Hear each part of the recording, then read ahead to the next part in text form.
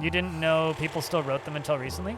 You know what's weird, Stealth, is there's people out there, there's people like me who have bad eyes, but their eyes sort of work. And there's people out there who have eyes that don't work at all. And for those people, games that are entirely text are very, very useful. So, they'll need to pick up that Myst remake. Which one? They've made like 5 of them. Anyway, chat, it's time to play some CUD. Let's dive back into this playthrough. So this is Eurus the Tourist MK2. So this, for full clarity's sake, is a roleplay run, meaning if I die, I go back to the last town I visited. So, yes, I am being a dirty cheater, but it's so that we can see the content. So, we have to do a few different things. Most specifically, we have to locate the Mechanimist compound at Bethesda Susa and travel north to the Great Cavern, Bethesda Susa, and locate the Mechanimist Temple. So, this is us. Unfortunate crashes in Caves of Qud? I haven't had a single crash in Caves of Qud, if that's what you're asking. So we are currently level 13, and I need a lot of cold protection.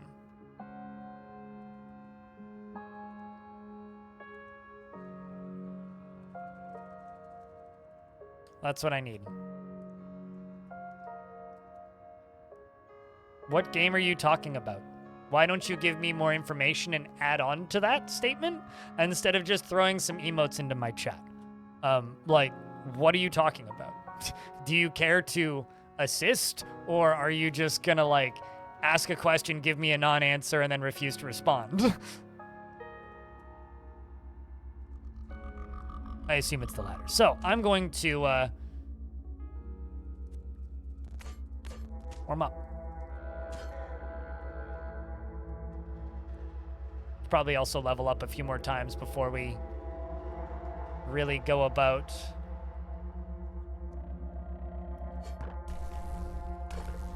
moving on to the next zone of questline.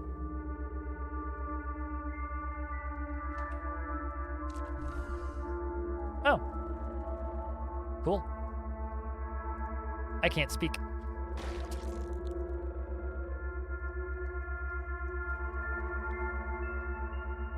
What's yours, the tourist mutations? Well, I've contracted glot rot, but we are Esper, clairvoyance, light manipulation, sense psychic, sundermind, and time dilation, and burgioning. Burgering. There you go. But we have to go about curing glot rot. That's what we have to do.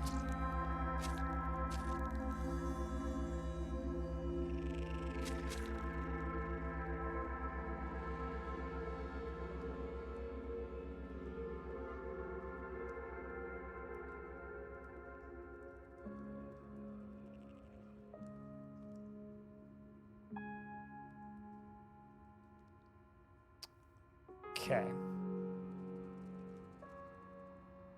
So I need to fix glot rot. And I no longer have a tongue.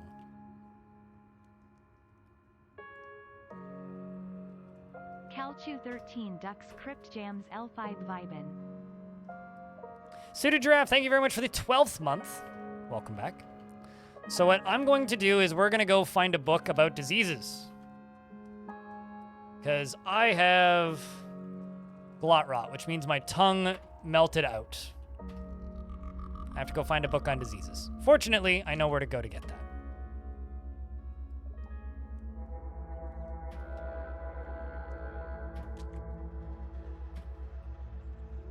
So, where I'm going to go is you tear open the tender muscle fibers of your tongue. Do you want to stop traveling? No. You smell roasted. Boar nearby. Would you like to investigate? No. Your tongue begins to bleed and rots away. Do you stop traveling? No. Your tongue has rotted away. Do you stop traveling? No. You discover a secluded distillery. Would you like to investigate? Yes. Where do you find the book? You see the Mushroom Town? That's where. Let's look at this painted bottle. In 99 BR, Recef appointed Rebecca as administrator of Alabal Palace. She tendered the alms for the sick in his name.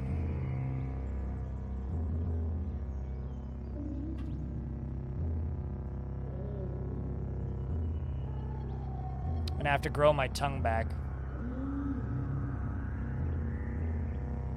What out of 10 do you think about this game? I don't really do out of 10s. I don't know. If I didn't like it, I wouldn't be streaming it. In 3362, Polly Rarand won a decisive victory against the combined forces of Takish Hal at the bloody Battle of Shumrilil. As a result of the Battle of Shumril, Den was so rifled with electronic arcs, it was named the Electric Ruin.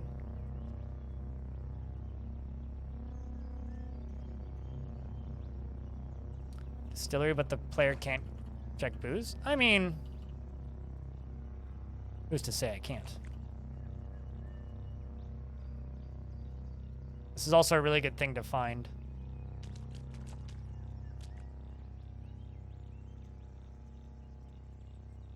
And the reason for that is I'm probably going to need some weird liquids to fix my tongue.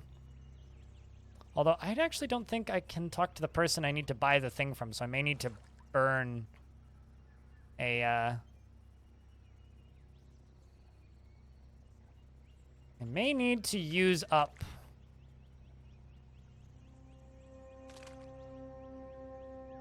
my Uber Nostrum to grow my tongue back.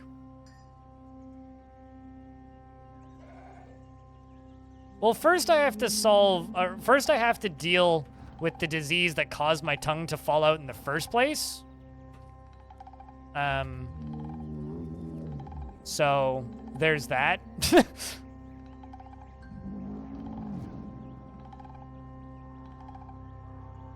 How does this game work? It's an open world procedurally generated RPG. Check and maybe give you a brief synopsis, but explaining how this game works is kind of a lot. It's an open world RPG with a big story, and I completely missed that. It's an open world RPG with a massive story. It takes 30-ish hours to finish, and it'll kill you in one hit. And it's got permadeath. But we've disabled the permadeath for this particular playthrough. In the year 6, Recef the above, Ghosting Carillion, the coiled lamb of Baetels, died of natural causes at 216 years old. And that's Convalescence, which I will absolutely take. I don't care if it's not owned by me. That's just got wine in it. What was this green stuff? Was it slime? It's green goo. I will take the green goo. Thank you for the green goo. Turn it back on. Get out of my chat then if you don't like it. Child. All right, let's move down. If you don't want to watch this stream and just tell me what you want me to do, I could just do us all the favor of not permitting you to watch this channel. And then everybody would be better off for it. Okay, so there is some... Whoop. There's an algal maggot, which I killed. I didn't even see it. I cannot talk to people because I do not currently have a tongue. I have to grow my tongue back to talk to people.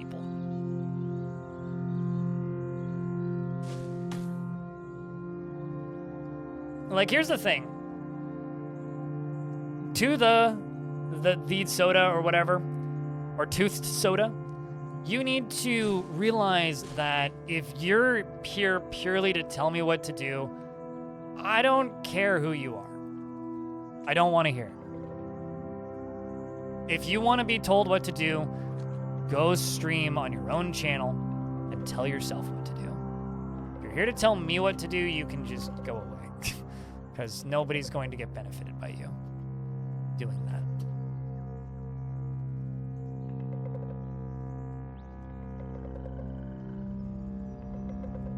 It's oil.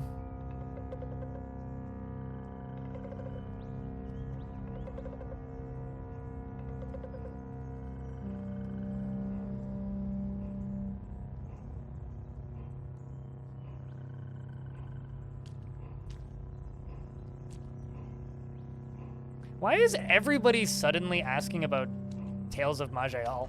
Uh-oh, I'm getting attacked by a bear. Just a random wild bear in here? That's interesting. But suddenly everybody's asking about Tales of Maj'Eyal. Did somebody make a video of it or something? I used to play Tales of Maj'Eyal quite actively, but I haven't in years. Okay, so this is actually a pretty scary set of guards. Chishur, the Ichor merchant, admired by the Nephali tribe for distilling a rare liquid. Ooh, I might actually... I can trade, but I can't actually talk. You have cloning draught? Holy shit! I don't see that very often.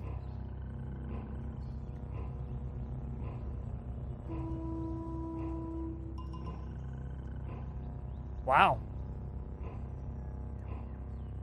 And for some reason you finally started playing. I want to see if like the player base in that game is spiked. But yeah, no, I played it. It's fine. It's not a game that grabs me the way a lot of games of that type do. Well, we're gonna have to come back to this location because this dude's got cloning draught. But I can't do any quest stuff until I get my tongue fixed, so.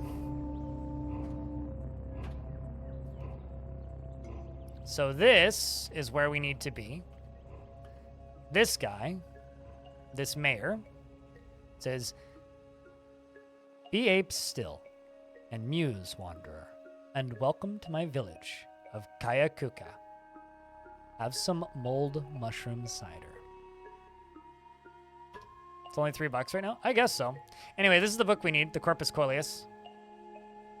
And...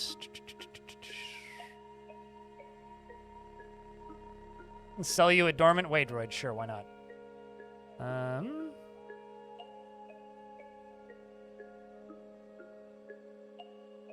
Sell you those. Sell you the steel longsword. Actually, I maybe need to equip that. I don't know. Sell you this. Just give you these so that they're not in my inventory anymore.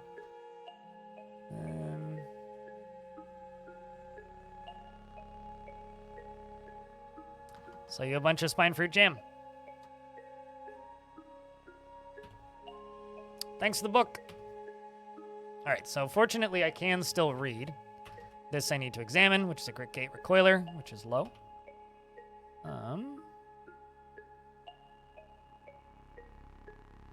Okay, no, I didn't need that sword. I have a carbide sword. All right, so this book is the book on diseases. If you are squeamish, you may want to plug your ears. Note to reader, it is often said the cure of a plague is also the cause. While there is truth to the maxim, I've found it to be well supplemented by a broader and systemic approach to treatment. The following is a record of known afflictions and their symptoms and remedies, which I have compiled from the logs of personal notes I authored during the course of my 40-year tenure as a physician and apothecary, to the farmstead of Cardis, Abbot Urim, of the neighboring monastery of the illustrious Heart of Chrome, has agreed to instruct the monks of the Scriptorum to reproduce this text for prosperity. The reader who finds use in these notes is indebted to him. All right, so I need Glotrot. Glotrot is an affliction characterized by necrosis of the tongue. Judging by evidence gathered from my patient's accounts, I placed the disease origin within the cavern of Golgotha, where victims most likely contracted it from putrid spawn of the Agolgot. The afflicted patient will complain of soreness in the throat, and as the tongue tissue begins to swell within a week's span, the muscle will soften and start to decompose. The patient will experience severe pain. Ingesting food or drink may agitate the last of the raw living tissue, causing the mouth to bleed. Over the following few days, the tongue will rot in its entirety, rendering the patient incapable of speech. Common remedies are yuckweed and honey. Honey are sometimes effective in reversing the necrosis, if they are administered in its early stages. Once the tongue has completely rotted away, the only only the scarce Uber Nostrum tonic will cause it to regrow. However, simply injecting the tonic will merely regrow the tongue, which will proceed to rot away once more. The patient must first ingest a potion called the Flaming Ick. 1 part blood, 1 part sap, and 3 parts wine. Ooh, I have both of those things, I think. All 3 of those things. Drink it from a flaming vessel. What?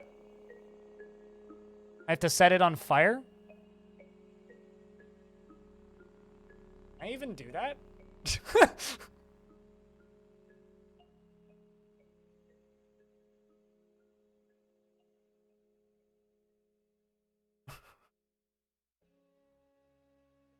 Stone Shard is bad, don't give them money, and Quasimorph is slow, painful, buggy, and poorly balanced.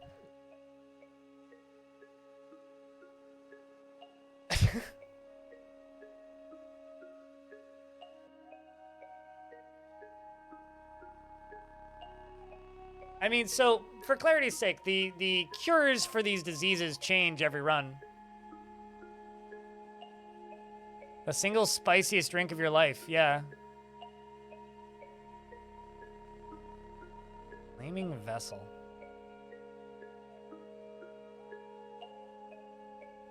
To the Caves of Kudwiki I go.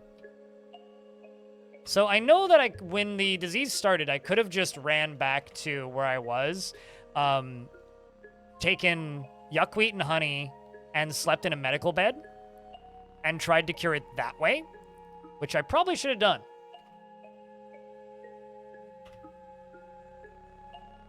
But I was like, nah, I'm gonna go do this, like, the way that...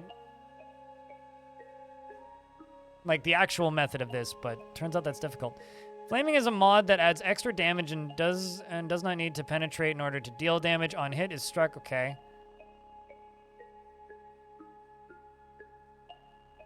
It's a weapon mod?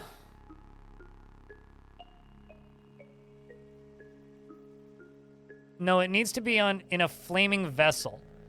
So I need a fire mod weapon, and I need to drop it on the ground and attack it? I would assume? So, okay. Let me just double check. I have blood. I know where I can get wine. And what was it? Sap, which I do have. So I've got blood and sap in my inventory.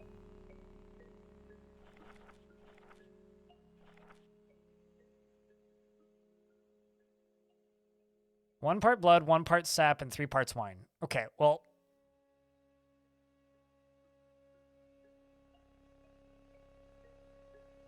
I no longer have the flaming weapon that I had in my inventory earlier, but I think I know where I left it.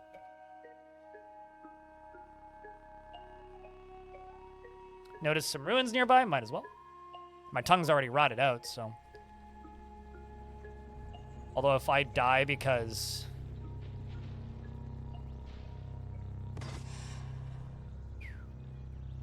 ourselves a trash monk. Fortunately, this guy's friendly. Although he is currently stunned by the sleep gas. Rust flicked trash from across the section of eons. Functions as her habit. Contoured to her body by a lifetime of wear.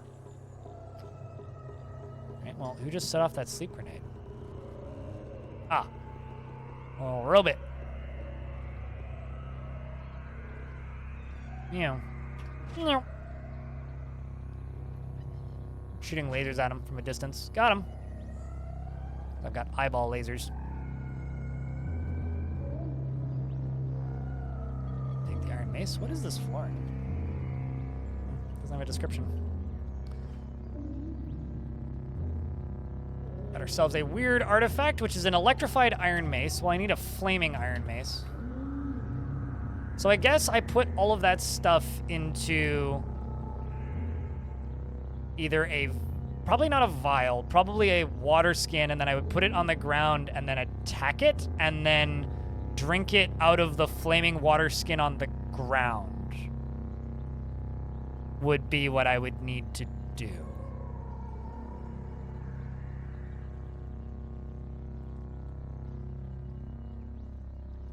Or actually, I want to try something. Let me see. Because there's a campfire here, so I can check this. if I drop this canteen,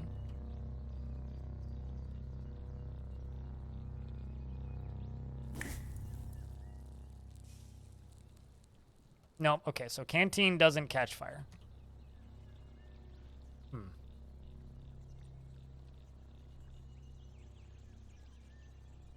What about water skin?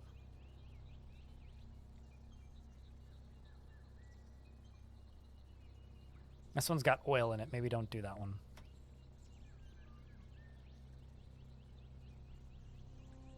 Okay, no, that's not an option.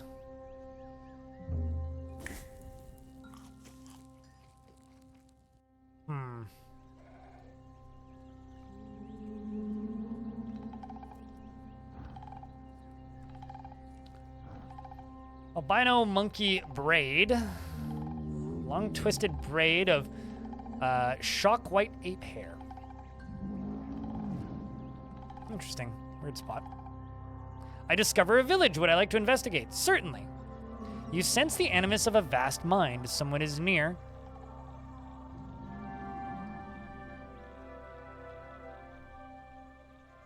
Ah.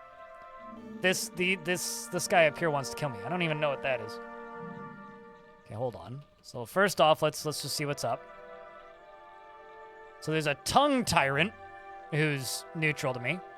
There's an angry worm. And Ujir no longer Pitos Osprey of the Pantacle, who's average difficulty. I'm gonna sunder his mind. Get sundered. Sun.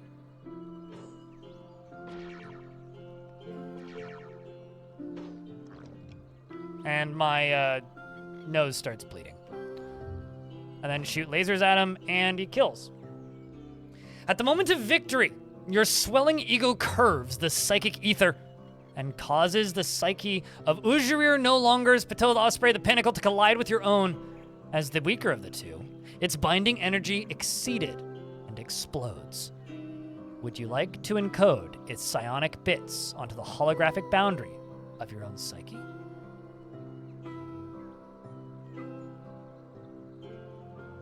Yes, of course. All right, so hopefully I'm welcome in this village now that I just murdered somebody. What the hell's going on over here? Hello, you. We got fire ants, a family of fire ants, and the warden is a fire ant. Well, that makes sense. Fragrant spinning smoke plumes from the tiny pores scattered across her broad gastere. Scalded feelers writhe and rub the thickened air, and she has more girth in the thorax than her brood, and vein-pointed wings glisten on her back. Yes, friendly fire ants. So I can't talk to any of these people because I have no tongue, but we will do our best to figure out what's going on here and then come back here when I do have a tongue. At noon, under a strange ultramarine sky, the people of Daruk Spire saw an image on the horizon that looked like a scroll, bathed in ultramarine. It was Diseth. And after she came and left Daruk Spire, the people built a monument to her, and there henceforth called her the Scroll in Ultramarine. Surprise 40k. Continue exploring the town. Also, True Freak, hope you're doing well. Up, dude. In the stone obelisk, the foulness of Messin Lesp was reveled to the people of Albava through the hating of putting roots down in the ground. So these guys don't like planting. The profanity of Deseth was revealed to the people of Albava through Messiliths. Okay, got it.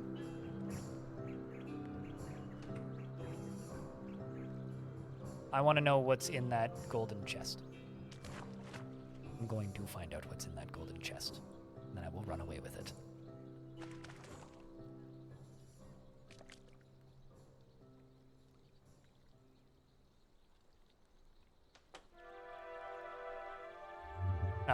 It's a failed energy relay. Well, that's a shame. All right, anyway, we will go back to that town later. But for right now, I need to go here. This is my chest. From earlier, here I can grab this. Wait, what? Oh, I need to grab some of this water. I thought I had more, but actually maybe not all of it.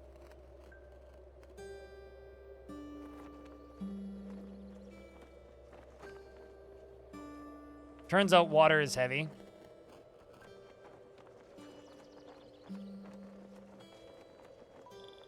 Right, so now I need wine. Go speak with Tam. To which I say, then after much flailing and pointing, I feel sad having realized that you do not in fact have the flaming weapon I thought you did.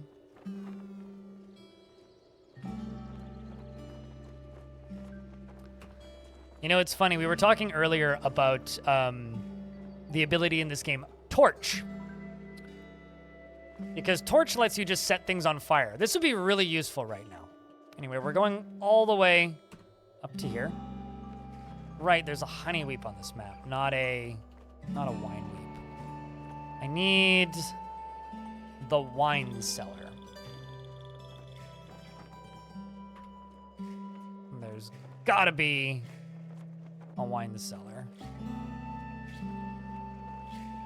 Someone who sells mysterious purple liquid. Crab farmer, apothecary. I mean, how do I turn? No, I have to put the vessel on the ground and attack it. Actually, something else I would like to check is I'm going to drop this vessel onto the ground. Okay, I can in fact drink from a vessel that is on the ground. So by that logic, I'm going to assume that I can also drink from a vessel that is on the ground that is also on fire, but I'm not certain of this. So fingers crossed that I can drink a thing that's on the ground while it's on fire. Because if I can't, we're going to be in trouble. Also, this is way more entertaining than just like sleeping in a bed for a couple days. It's trying to play by this game's goddamn rules. Watch the like, oh, sweet. Whew. We're okay. I found a wine cellar.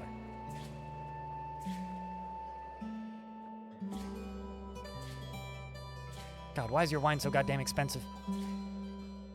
Fitting that he also has cheese, though.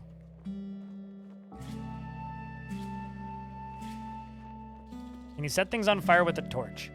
I don't think so. You know, honestly, I haven't tried.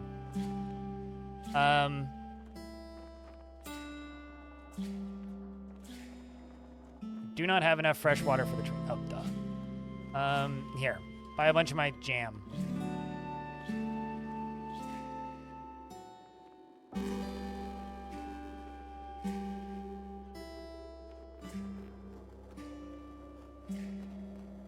I don't really use spine fruit jam ever because it just gives you quills.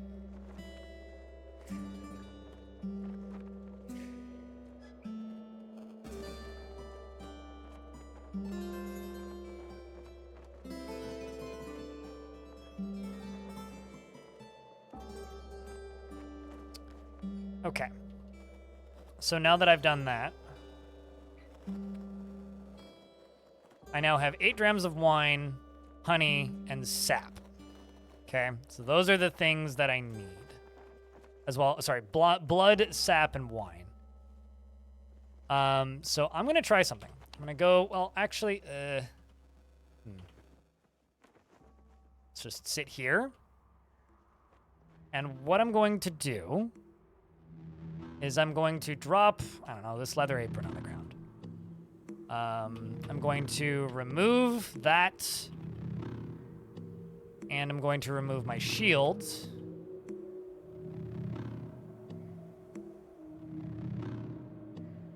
Did I sell all of my torches? I did. Yes, I did in fact sell all of my torches. All right, well, back to Yappa it is then.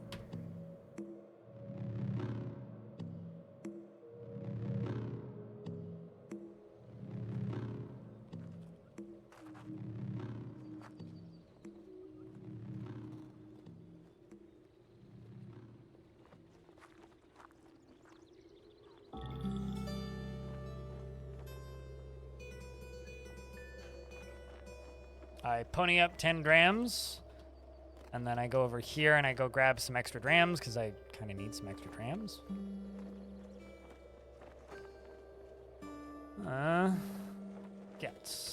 Get.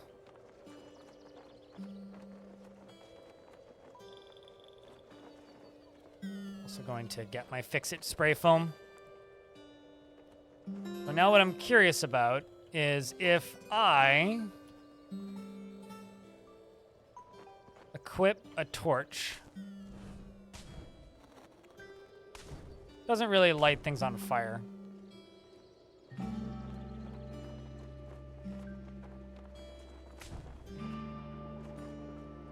So yeah, I don't think you can. I mean... yeah. No, it doesn't look like it. Drop the torch on the tile and the same as does something. Well, I mean, I don't think it stays blazing. I equip it as a thrown weapon?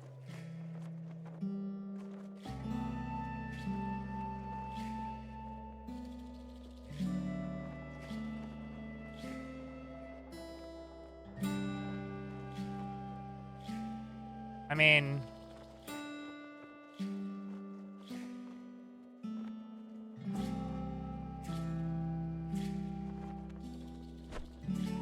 okay, so I can throw...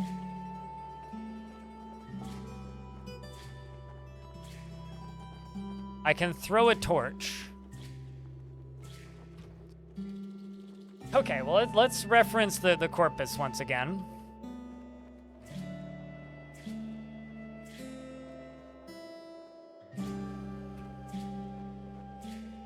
I want to do that with some place with less grass. I mean, only you can prevent forest fires.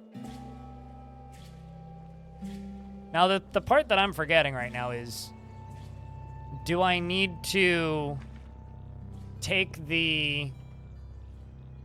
I don't have any weapons equipped. Do I need to take the... let's remove that, put that up here. Do I need to take the Ubernostrum before or after I take the cure? That's the detail I need to sort out before I do this, because I can never remember because it's been so long. Normally I just fall asleep in a bed and never actually get it.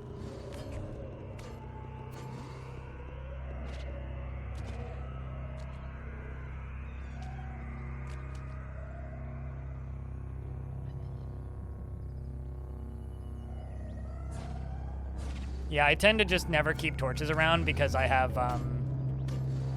light manipulation, so I don't really have an issue with such things and don't really need torches.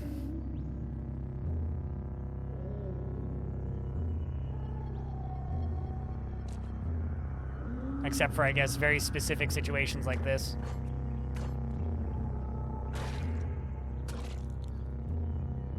Shoot lasers at these centipedes.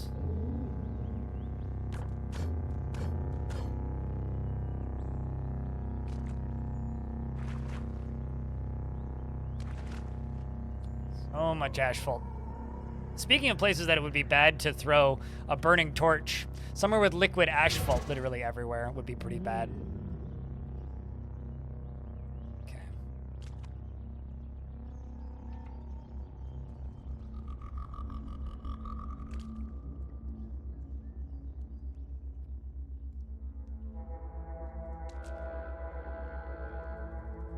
All right. Let's go. Went the wrong way.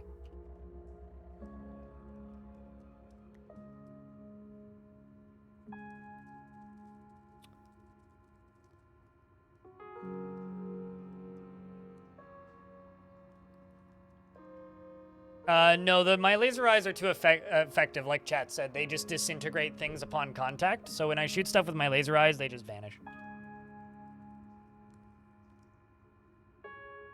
Huh. Look at that. I don't actually know. Can I take these, or will they get mad at me? I guess not. Anyway, I've now taken an extra Ubernostrum. So what I need is I need to examine this first. A small solar cell. Neat.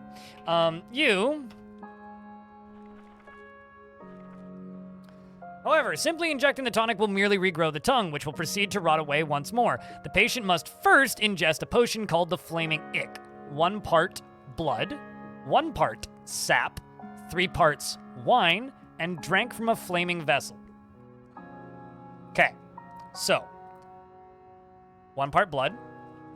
I will also note that we got very lucky that I found that location earlier. Okay, so 1 part blood. Pour into another container. 1. Okay, so 1 part blood. I don't know why I'm forgetting all of this so quickly. Maybe it's because it's absolute bullshit. 1 part sap and 3 parts wine. Sap and wine.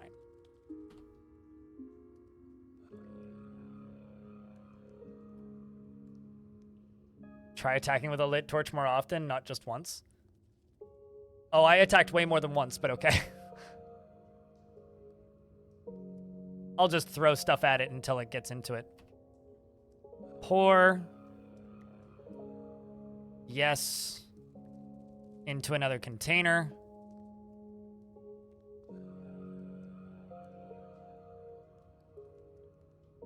No.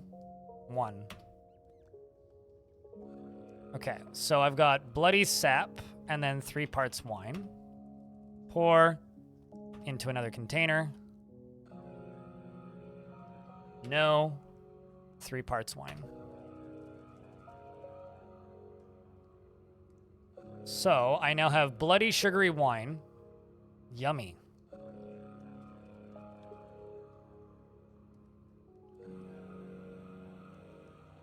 Yourself trying to ignite a vessel? I mean, it's a flaming vessel it requires. So that is the logical conclusion there. Which really sucks that I can't just, like, leave it on a campfire. Anyway. Let's try and ignite a vessel. I should market that? I'm good.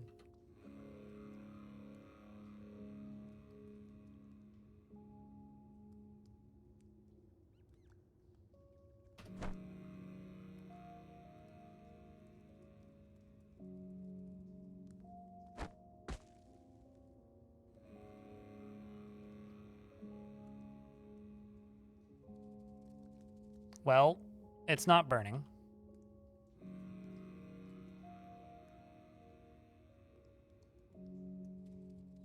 See if I can just drop this on top of it. You were using grenades? Oh boy.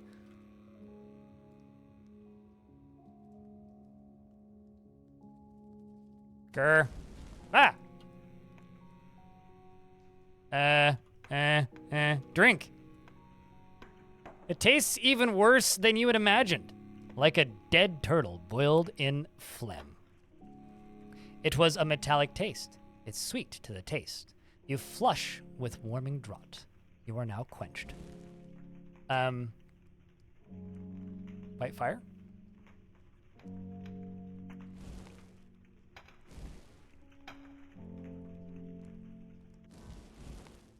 Now I wonder, do I catch fire? Also, I no longer have Glot Rot. So do I just have a flaming water skin in my inventory? No, I don't. But I do have Glot Rot Cure. So now... Did I drink all of it? No. But if you note, I had a Glot Rot effect down here. I no longer do. So I still can't talk to people. Say... But now, if I go down to here... and I apply an Uber Nostrum injector.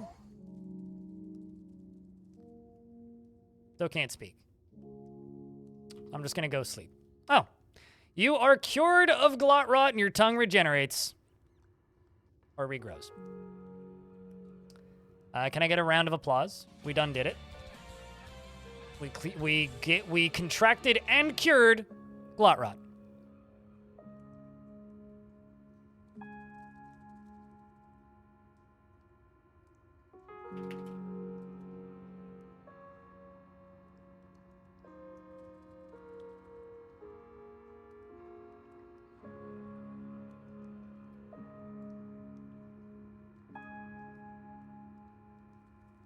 Anyway, your torrent of life sweeps away. Well, that's a shame.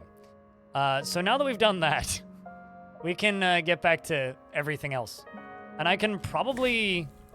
Not that we'll need that again, but I think what I'm going to do is I'm going to go back to Yappa.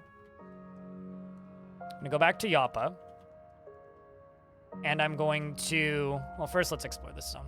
I'm going to go back to Yappa, and I'm going to finish clearing this zone, which I haven't up until this point. Go back to Yappa, and then once I've and then I'm going to leave the Glotrot Cure in Yappa, is what I think I'm going to do.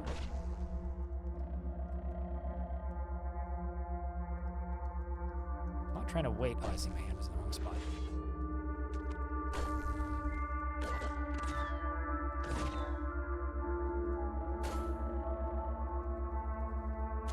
Oh. A slug snout hits me. Ah.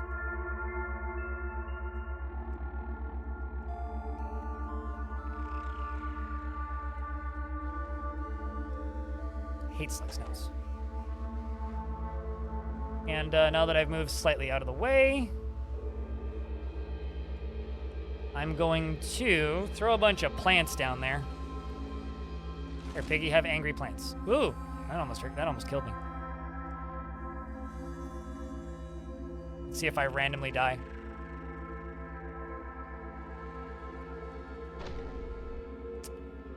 I guess I didn't. Sweet, well that's good.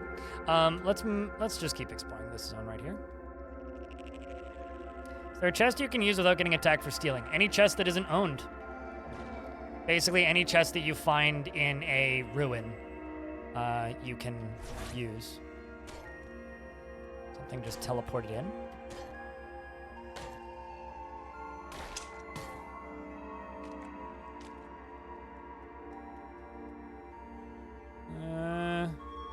My armor was cracked. Well, shit. I could use Fix-It spray foam on it, but I kind of don't want to. Because it's not that good armor. But I could just go here.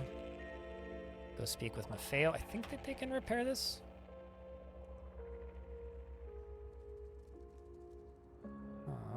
You got an engraved flexi vest? Okay, I guess I already looked at that. Oh, right. Gotta unequip it.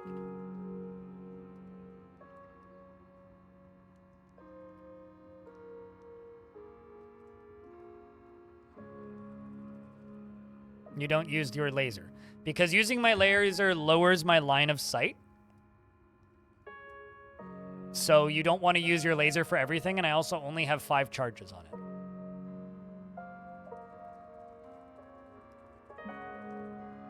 It's not like it's an unlimited thing. I could also be using my gun, but it wasn't equipped, and also I don't have unlimited bullets.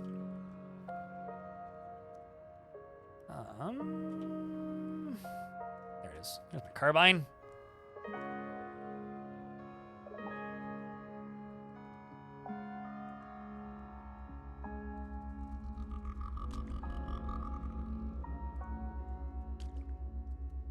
Let's clear this.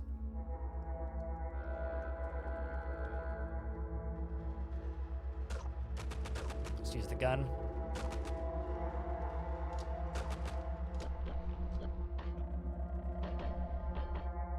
So yeah, if I can't already see something, then there's kind of no point to doing that. Painted ring mail. Throughout 333, Polyrarad pillaged all of Aluva, soldering together the children of baboons and water barons, and he became known as Aluf the Terror. Soldering together. Wow. It's an interesting spot. I discover the location associated with that event. And identify a weird artifact as a gangliatic teleprojector. Whatever that is. The teleprojector is a fluted visor of fused tungsten filament with 2 antennae that coil out of the temples. Huh. and I will take the fresh water and the vine wafer. I'll shoot you. We'll see you later, Knoll Man.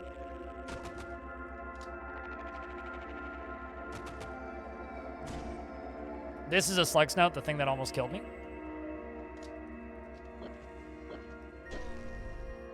Seems like the robot killed him for me. Thank you, droid.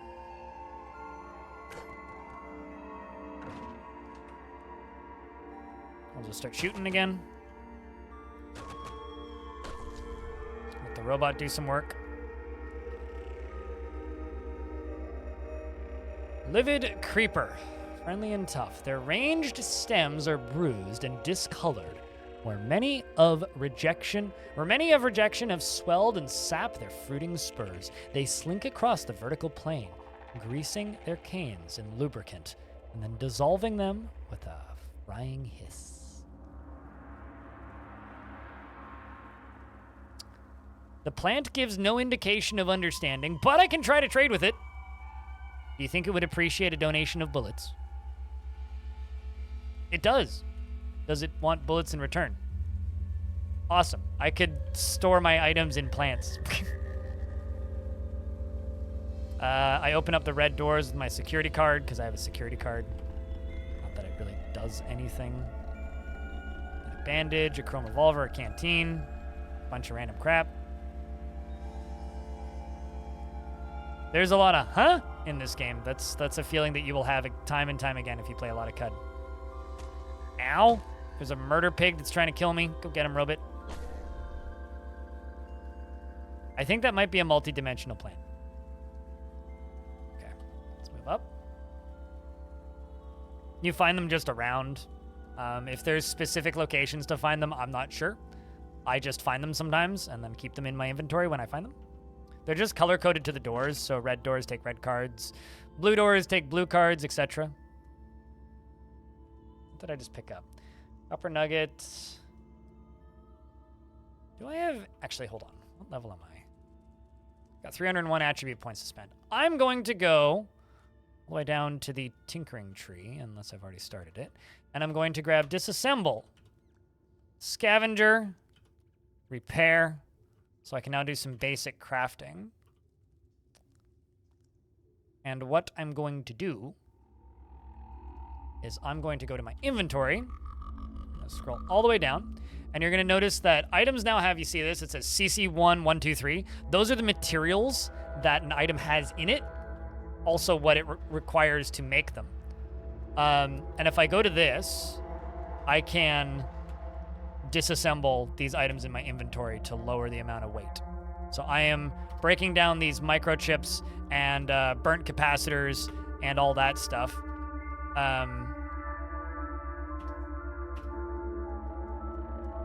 And that's going to lower the weight in my inventory. And it gives me materials to then make into stuff. And then this is a flexi-weaved, a suit of armor that is made of dozens of thick rings of metal. I think that's better than my current armor. Let me double check. 3-1. Okay, it's like exactly the same as my chainmail. Although this flexi vest may be better for me, actually.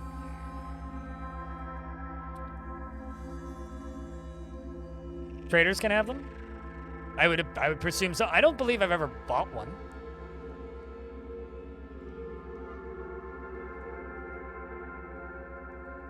Need some gloves. Keep auto-exploring. We are now stuck in an ad, so I will wait. This. So for those of you wondering, if you set something to be treated as scrap in this scene right here, so if I capital S treat as scrap, then whenever I find a revolver, it will automatically just pull it apart and put it into my crafting materials inventory.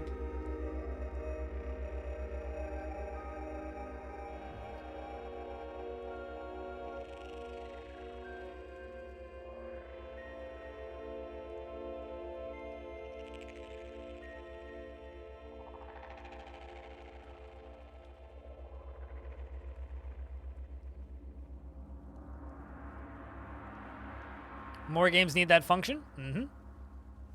Especially games where you're picking up a lot of crap in your inventory. You just need to remember to, like, whenever you find a new item type to do that. And I'm just going to treat chrome revolvers as scrap because, honestly, I have a carbine. A masterwork carbine. So I'm just going to be using the carbine. Then I can repair it if need. Getting cuddly? Yeah, getting cuddly yourself, Paxmac.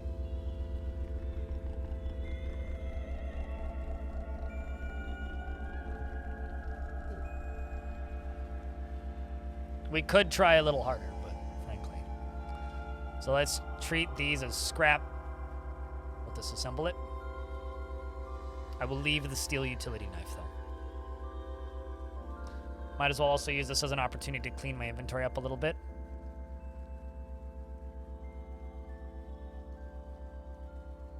Got a resonance grenade. And break down this chrome revolver.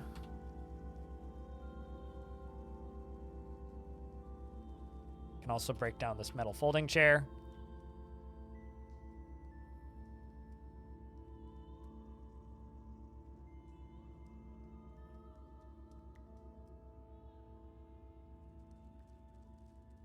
Yeah, there isn't much I can really do.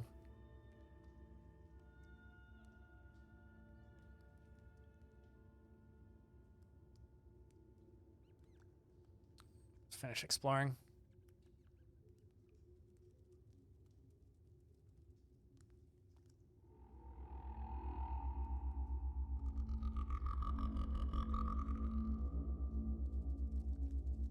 What I'm actually going to do is I'm going to go up to here. I'm going to go to this cracked lens. I'm going to drop it.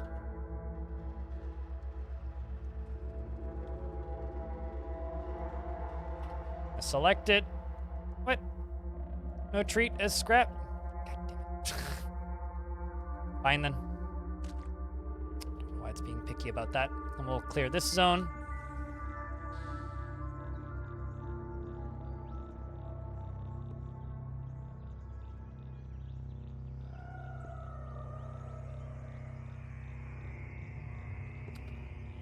Sounds like a condom? I mean,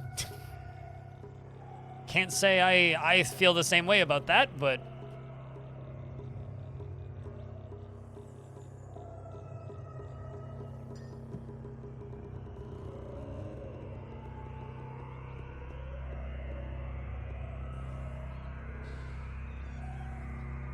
Alright, so... now that we're back up here, I discover a lair. Would I like to investigate? Sure! I found the legendary Jilted Lover.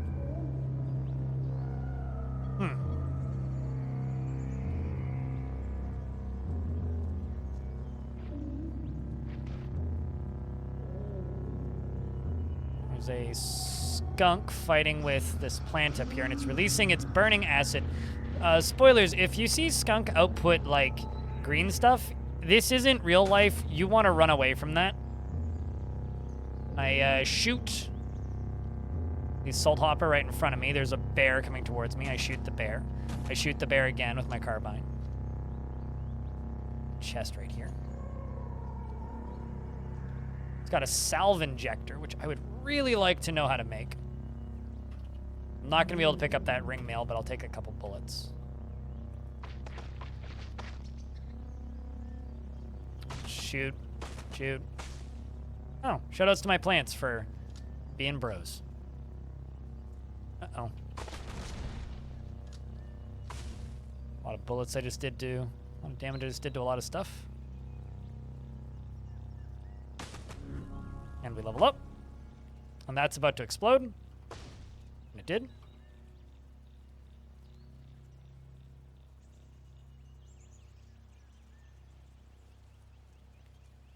I mean, I've had skunks walk right past me in real life. Skunks are like, they think that they are invincible, and I guess are not used to really having predators, so they're very brazen little fuckers. And I've literally had skunks like walk right past my leg and just like look at me. It's like, and I'm just like sitting there petrified, terrified, wanting to scream inside. Also have 4 mutation points. I already have the Psychic Glimmer anyway, so let's buy another mutation, because that's fun. Ooh.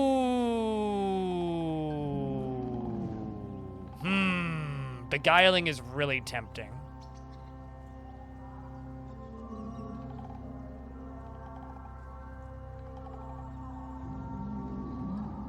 Hey, Cat Dodger, what's up? They literally are little shits, yes. Little shitters.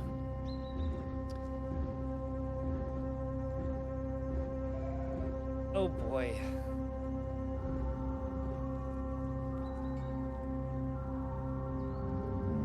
It's kind of adorable. Yeah, no, they kind of pretend to be little like the Incredible Hulk. The Incredible Hulk? Incredible Hulk. You know, Stunker Bug? Your username checks out. I'm assuming you are an expert in this subject. So I have 3 options. I can get Space-Time Vortex, which allows me to rip a hole in space-time and create a black hole and then jump into it and yeet myself somewhere in the world. Mental Mirror, which basically allows me to reflect enemies' mental attacks back at them and cause them much pain. And then Beguiling makes me yell at somebody really loudly and terrify them into becoming my friend. This one is probably the most powerful in this character because I already have really high ego. And the success roll is your rank plus your ego. Or rather, your ego or your level, whichever one's higher. So my ego is 24 already. They do handstand? Okay, that is hysterical. We're taking Beguile. My Psychic Glimmer is off the goddamn charts, though. All of the intergalactic time Nazis know where I am now. I'm gonna grab Butchery for cooking purposes. And I don't have any item schematics. We need item schematics. I also need to recover Electricus Polyrarabun, and I need to visit Alvuth. Alva? Which either of those we could do. So let's finish exploring this, and then we'll see what's in the general vicinity. Or if any of those places are close enough to visit. And then after that, we'll probably... I'll just start shooting. So anyway, I started blasting. These angry plants want me dead. What I think we're going to do is we're going to go to the Mushroom Village again, which is where I got the book that taught me about Glotrot and how to fix it. And then after that, I'm going to do the quest there. And if I haven't found warm clothing by that point, regardless, I'll need grenades in order to have the highest likelihood of making it through Bethesda Susa. I need grenades and I need warm clothing so I don't freeze to death because that area is cold, like very cold.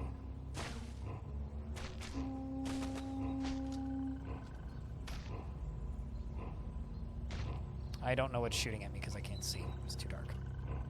And my eyes ain't working well enough. So I think that's kind of the options.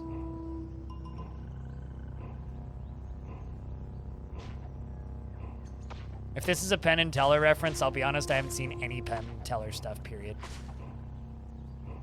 Go hit. Stop it. I like how they friendly fired each other. God dang it, skunk. Here, I'll help.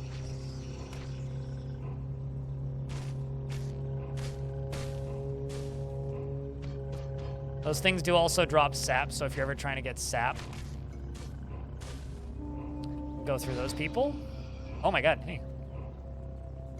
Hello, you. Look at this guy.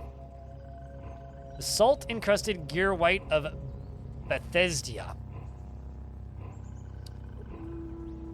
He's got Gershling fangs, and he's a figure marked with the star orchid robes as votary of the gear and reveler in the metamorphic numen. Nails, filth, and black flesh out of his sleeve. In a austere poem to say that plague is but transmutation. Death is the ladder to life, and the existence of children proves its prelacy of raw growth. Cool and luminous moisture clings to him. Got a carbide longsword. I could probably kill him. I kind of want to try killing him, even though he's neutral. And he's got a shrine to the Gersh. That'd be intriguing, actually. Oh, wait, I wonder if I can beguile him. I'm gonna try to beguile him. Be my friend! Well, I guess I have a freaky cultist following me around. Now, guess what? I'm gonna desecrate your statue with putrescence. He's still not mad at me. Get Shrek'd. Also, I'm going to, what? I can't, no.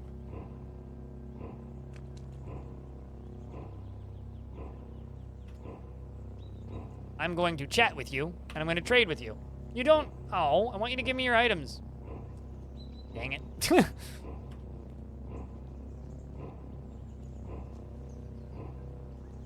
I've never spotted a skunk in my life. Sorry, it was just a play on words. I have seen skunks. Just you said spotted skunks, so. Anyway, he's my friend now, so, influencer gameplay.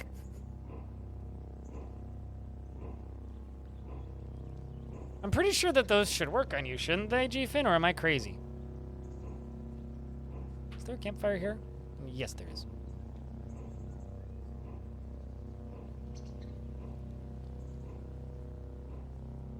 Whatever, we'll just move down a layer on that lane. Not until you beguile something else. Or until the creature dies.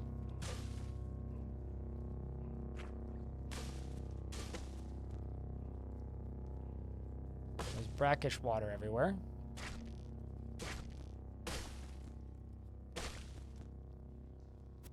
Need to move up. This. And I'm just going to wait. Something is burning over there. Gonna heal. Start exploring. Get him, buddy. So this is the location of a legendary plant. Oh, also, your beguiled creatures level up with you. So if you beguile something else that's way stronger, if you've had a creature with you for a while and they've leveled up a bunch, they might actually like be way stronger, so be kind of careful. I'm just gonna leave. Famished? Yeah, that's why I'm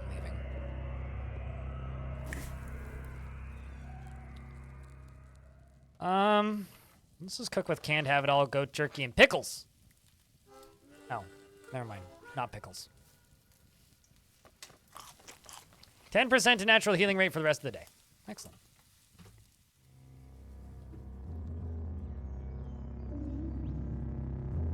Tier 1? Okay, so then I don't owe you those. I always wonder when people try things, it's like, oh crap, do I owe you something? Did you pay for something and I forgot about it? Basically, chat room, could somebody help G-Fin out with that boo, please?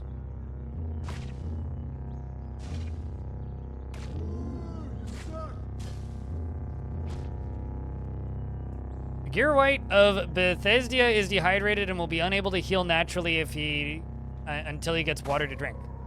Huh. Today I learned that happens, so I have to give my companions water? That's interesting. I don't know when that changed.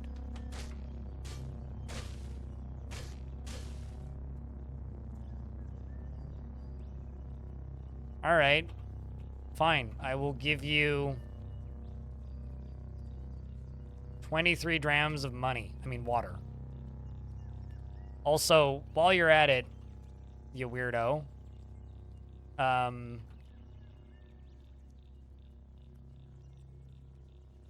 we'll give you that. Pretty sure they already have a sword. Don't ever give friendly units like this a grenade, because they will throw them at you unintentionally. And I'll give you a torch.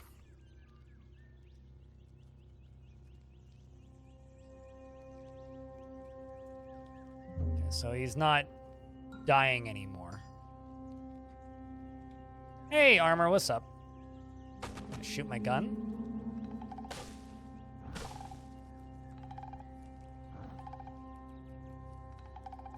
That's the thing that made all those walls appear.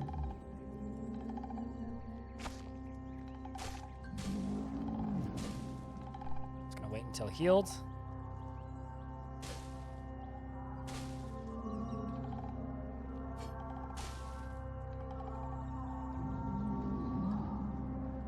Why is there a pig farmer here? Let's just use clairvoyance. See what's around.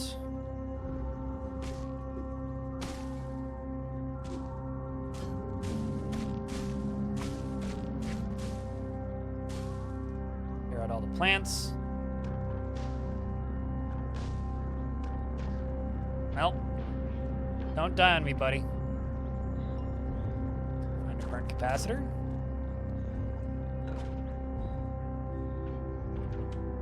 Sit here and wait.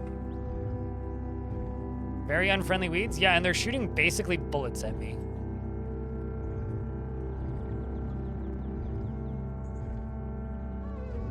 Take the dram of cider. And I get impaled on a spike.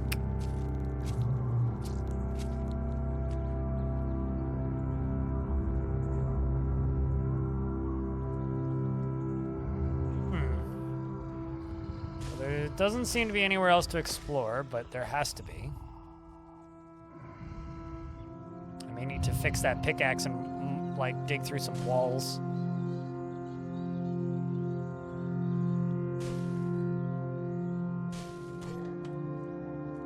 Not even sure what I just killed, but I just killed something. Ooh, actually, this is useful. Woolly chainmail. Plus 10 to cold resistance. That's absolutely what I need. I might as well just equip that. But I'm carrying too much to move now, so... Buddy! Dude!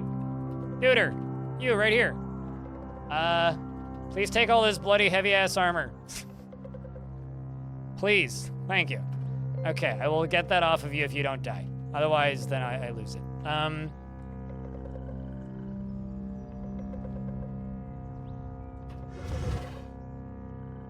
It's weird. There should be a legendary creature in here, but I'm not seeing one. Oh, it's because there's a downstairs. Duh. It's an open world traditional roguelike. Okay, so you see this. This is legendary Planty. Shoutouts to anybody who knows who Planty is. This is a legendary Planty. It's a jilted lover.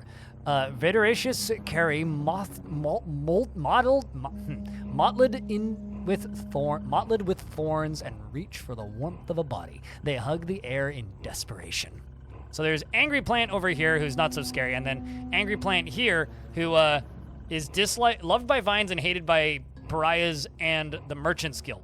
So it's good for me to kill both of them. Frankly, it's funny as I could kill the plants with plants, but instead, oh wow, it has psychic powers. Anyway, I shoot it with 2 lasers and it dies very quickly. We get reputation with pariahs and the Merchants Guild, and that's good. And I got shot by a seed from somewhere. This thing. The beetle doesn't hate me. And I find a weird artifact, which is a stun grenade. And I will take all the money and stuff.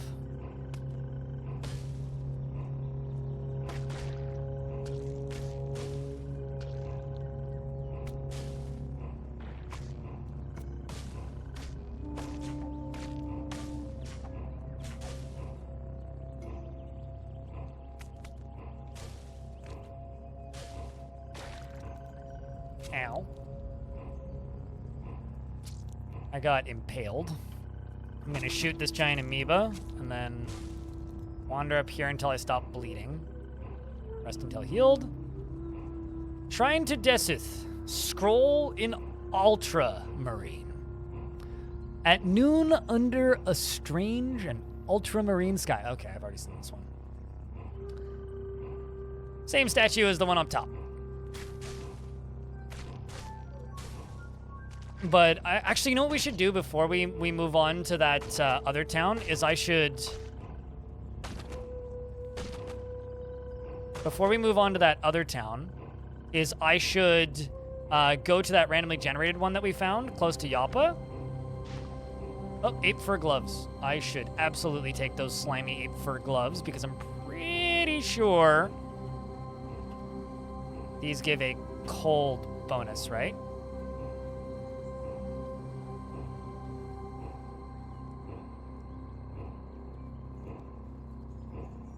Yes. Minus 100 reputation with apes. Jesus, I wonder why. Apes don't like it when you're wearing their skin. Kukri. Steel Warhammer. I will take that Warhammer assuming I can carry it. And I get impaled again! Damn it. Oh, sweet. A glow sphere. And a stun gas grenade. Why is it slimy? Because I keep stepping in slime.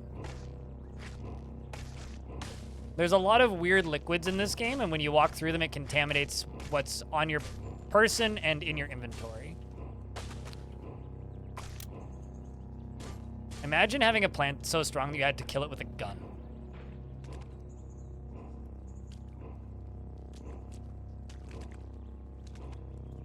But yeah, all of the liquids on the ground are constantly contaminating my armor, can cause things to rust, all sorts of other fun stuff, so when we get out of here, I have to clean everything out. All right, well, we killed the legendary plant, so let's leave. Chat room investments are open if you care. And also, big thank you to everybody who sticks around from Dwarf Fortress into this. And also, if there is any of you out there, anybody who comes over to the Twitch stream after the Dwarf Fortress portion of the stream is done. All right, so we're going to go to the little randomly generated town. But first I find some ruins. So, of course, we're going to discover these forgotten ruins. Oh, look, a Snapjaw. Snapjaws are gnolls. They are the weakest enemy in the game, or one of them. Tussocks of fur, dress, skins stretched over taut muscle. Upright she stands, and she looks ready to drop onto fours. Her snout snarls, and her ears twitch.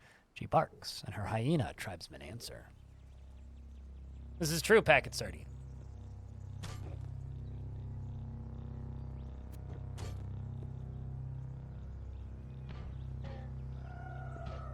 These things are basically just cannon fodder. I'm getting 1 to 2 XP from them, so basically nothing.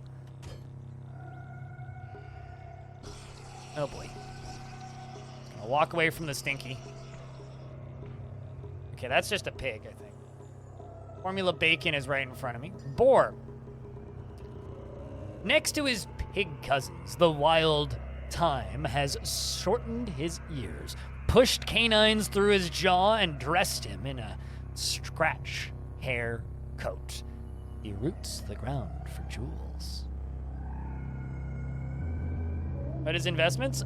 Pointless bragging rights points minigame that doesn't matter. You can see how many you have by typing ! tickets, and you can type in invest the number of tickets you would like to invest. Wait, is pig friendly? No, pig is not friendly. Why is pig running away? Come here, bacon!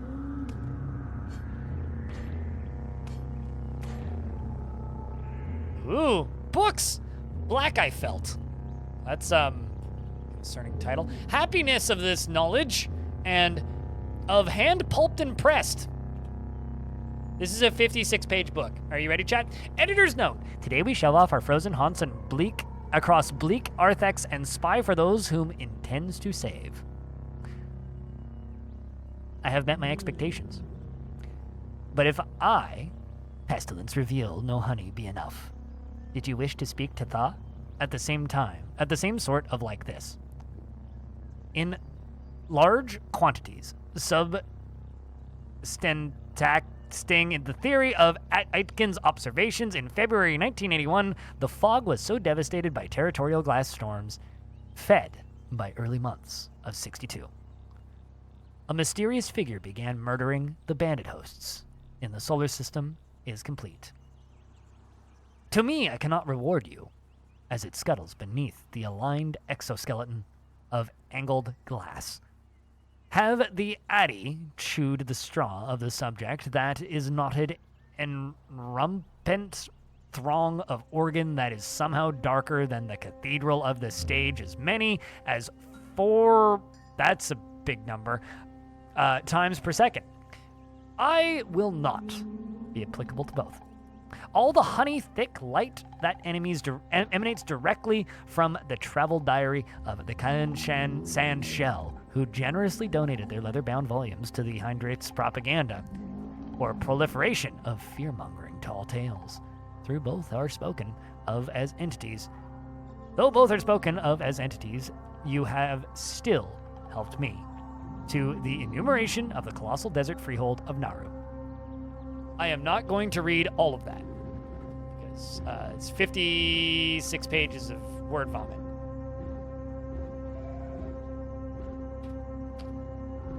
But I will absolutely take it. And I get impaled again. God damn it. God damn it. I'm just constantly getting impaled. This game needs a luck stat so I can level it up.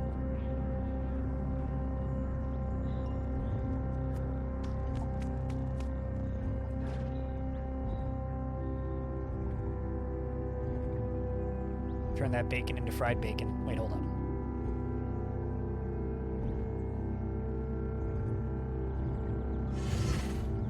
Oh, man, much disappointed.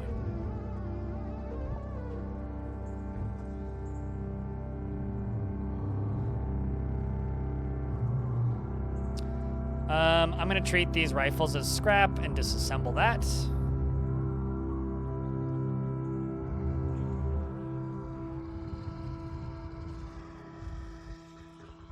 Word is 400 million times per second. It'll be over. Just read it. 400 million times per second. Yeah, and then it'll be over in no time at all. Exactly, Kramer Socialist.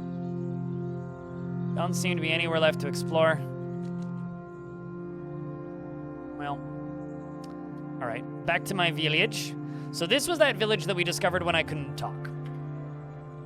So they have a legendary glow pad here. But first we're going to explore the rest of this town. This town appears to be populated with legendary glow pads, or with glow pads and, which are lily pads that are sentient, and fire ants. So it's a fire ant and lily pad town.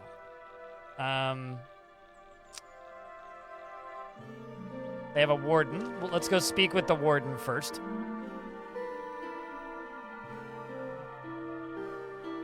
Is your 40 awareness? I suppose. Watch yourself, adventurer, says the beetle. My services are available if you have work to offer. Find Fraglevine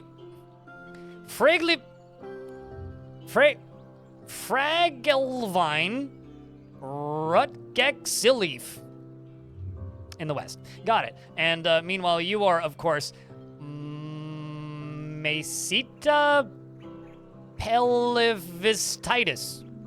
You have nothing to trade?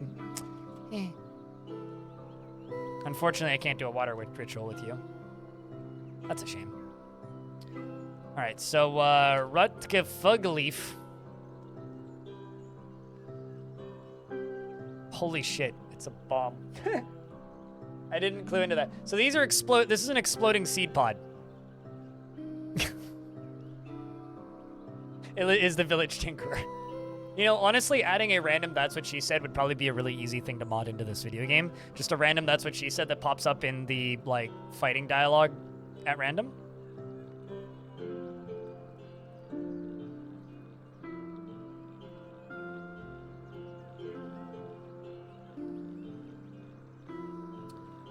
All right. Need a gadget repaired or identified, friend? If you're a tinker yourself, perhaps you'd like to peruse my schematics. Let's see. I could learn how to make missiles. Cool. I'm also going to check something else. How strong are you? You are easy. Well, I will do the job for you and then maybe kill you. Wanderer, We've been sharing stories with each other, and we came upon a nearby location forgotten to our people, the Ishwawar Shire. What perils might this place contain?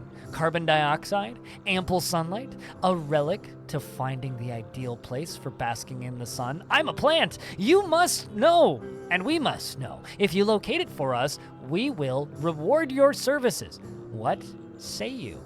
We hear it is located somewhere between 4 and 8 parasangs east of a Snapjaw Fort. All right, time to go slaughter a Snapjaw Fort, I suppose. Okay, so I'm assuming... Oh, well that's like one of the quest things that I located from the... what's it called?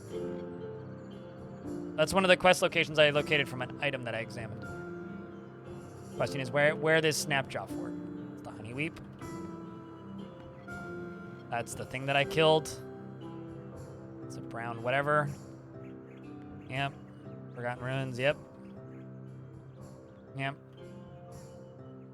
A Snapjaw Fort. Ah, sweet. So it's directly east of here. You sense the animus of a vast mind. Someone is near. Up there on that question mark is a vast mind. Let's be smart here and clairvoyance him. Oh, never mind. That's just a horse. And not the vast mind that I need to be afraid of.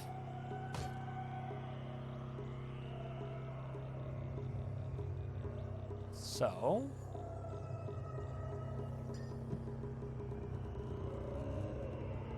here I was assuming that the first thing with psychic powers I was going to see was going to be the vast mind, but no! Oh shit! I found a quest item here. There's holy giant hands! It's an implant. I can sell that. It's useless to me. Because I am not a cyborg. Also, chat room, if I'm not doing a good enough job explaining what I'm doing in this game, let me know and I will try and do better. Ah, there we go. So, we are getting attacked by not one, but 2 of these guys. Specifically, we're getting attacked by Newcut, no longer Patun's Osprey, bringer of the brain mites. And, also that. So, a dude who cloned himself, I assume?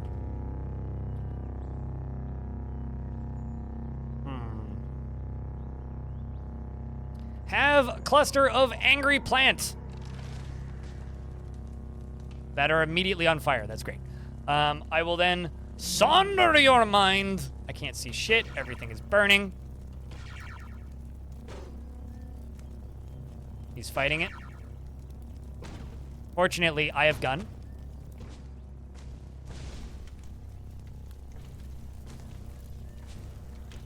Everything's just gonna start burning now, I assume.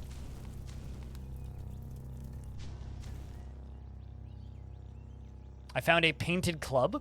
At dawn under a marvelous fuchsia sky, the people of Solipir Steeple saw an image on the horizon that looked like an inkwell bathed in fuchsia. It was Deseth after she came and left Solipir Steeple. The people built a monument to her, and there henceforth called her the Fuchsia Inkwell. So many numbers. Yep, this game's a lot of numbers. Speaking of a lot of numbers, there's 2 minutes worth of ads playing currently, so I am going to wait until those 2 minutes of ads are finished. If you give me $50 when I read it, it would probably take me about 3 hours to read that entire book, so I'm going to be honest with you, no. Sorry, I when the slower chat is, the worse I get at reading it, because I assume no one said anything, and I completely missed that until just now, but no. There was one time I read a 66-page book, and I'm pretty sure it's archived on the main channel, and the VOD is called The Librarian. So if you just go look for Caves of Cud, The Librarian, you will find I think it's a 7-hour VOD total, but 4 hours of that is me reading a single book. So if you want to see me with an audience of 30, because half of my audience left during the reading of that, read that thing because somebody dared me to. You can go look at that. Otherwise, nah. That's about it. Are the books randomized? They are word vomit. They are a combination of public domain novels and every single piece of text in the game. Did the book make sense? Absolutely not. Not a single word of it.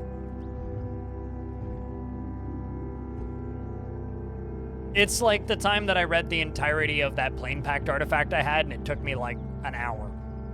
Because I have, like, most of my DF highlight videos are like 8 to 10 minutes, and then that one is just like 55. Because I read the whole thing.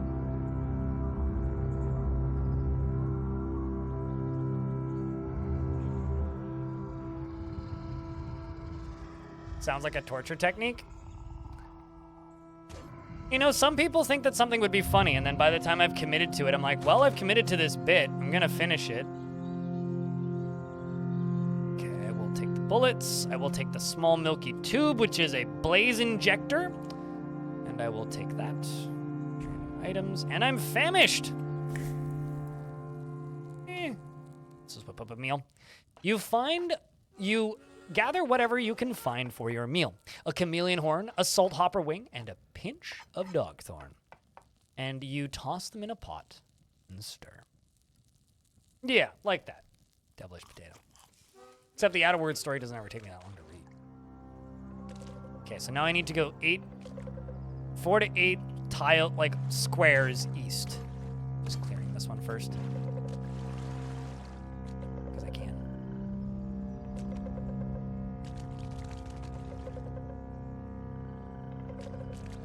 Would have to memorize books. Yeah, that would suck. I used to memorize movies when I was younger.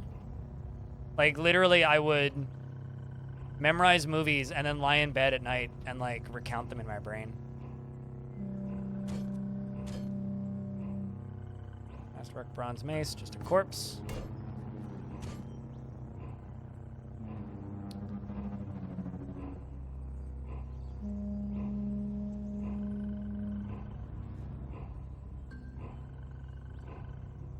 So that's one tile.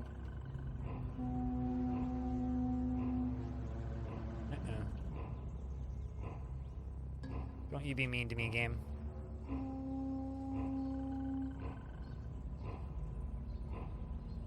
I discover some ancient ruins.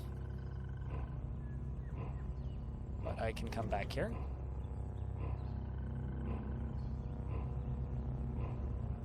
This is 2 east, so it's 4 to 8 east. Okay. Move down, it's just snapjaws, so I will walk through them. Are they really gonna shoot arrows at me? Oh no! My companion died. What a guy. Oh shit. One, there's a very angry, fancy, important spider here who's also wearing a cloak.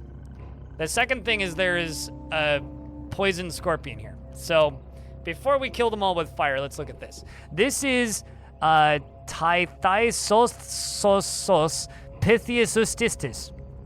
A legendary electrofuge virtuoso weaver, loved by arachnids and disliked by the seekers of the sightless way for cooking them a rancid meal, and admired by the villagers of Nauruk for praising their rings. Can I beguile you? Q. Friend! I have legendary friend spider now. Can I chat with you? We can share the water ritual. Yes. So you... That's fine. Sweet. Okay, so I'm going to do the water ritual with this creature. So your thirst is mine, my water is yours.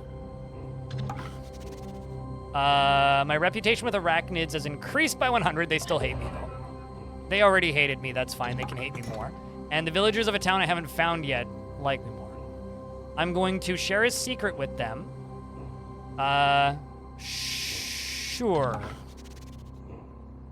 I can share a second secret with them and increase my loyalty with them even more. And,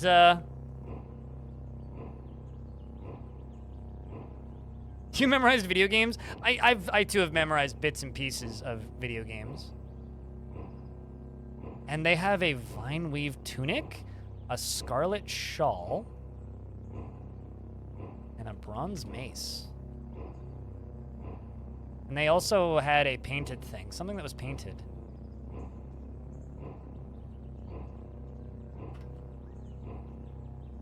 The reedy guts of Ivy Tangle were wrapped out and laced and gilded with an embroidered sash. Interesting. If you're in foliage, you get extra dodge. Anyway, this creature is my friend now. I'm carrying too much to move. Well, butts. Why is shit so heavy in this video game?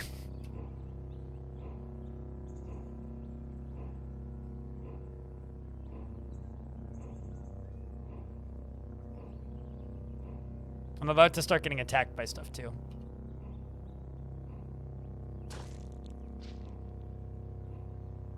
Let's just break some more stuff down.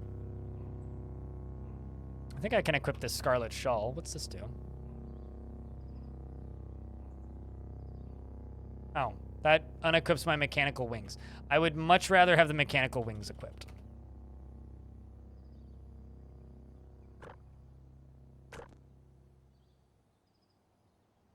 Oh, look at this. You see what's different here? You know how I was just fighting with spiders?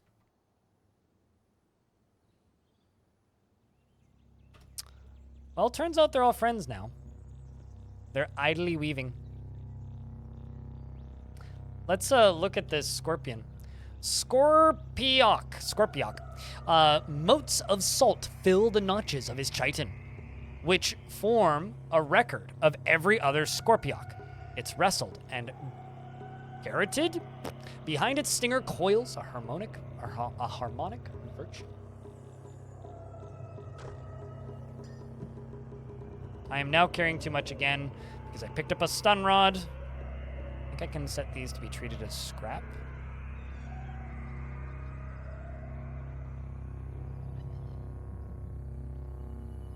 Actually, something I could do is I could treat these as scrap. Something I could do is I could make a campfire, preserve my fresh foods. That will probably free up some space in my inventory. Yeah, a little bit.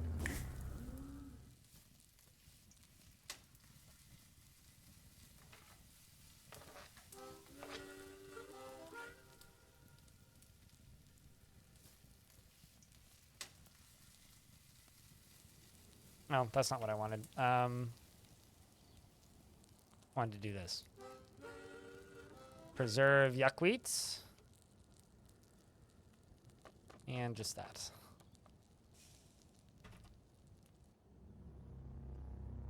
Right.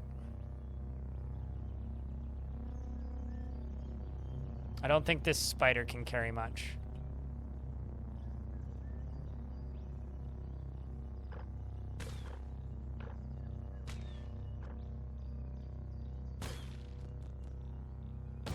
It's really cool that I now suddenly just have an army of spiders following me. An army of electrical spiders, even. Because that's literally what I have now. I have an army of electrical spiders now following me. That's a chameleon that died instantly. Can I take over a legendary creature? I literally did that. So I have this dude following me. This is a legendary electrofuge. I did the water ritual with him. And when I did the water ritual with him, spiders and arachnids are now no longer trying to kill me the second they see me. So if I actually, let's double check this even. Arachnids dislike you, but docile ones won't attack you. So I'm now neutral level with arachnids. So yes, Rainbow Weave Cloak is in fact what the spider is wearing, yes. But also because this character is legendary, they also have some defenders, these guys, who are just following them. So they have, like, Gershlings, Electrofuges, Spark Tick, Voiders, which are not super strong, but I don't think these guys are going to live too long, though, unfortunately. I beguiled a whole species? Kind of. I beguiled a creature, gave it water, and then made friends with the whole... Not even species, like families of species. Unfortunately for these Snapjaws, they're pretty helpful to clean stuff out quickly. mean, look at these dudes. They're just doing work for me.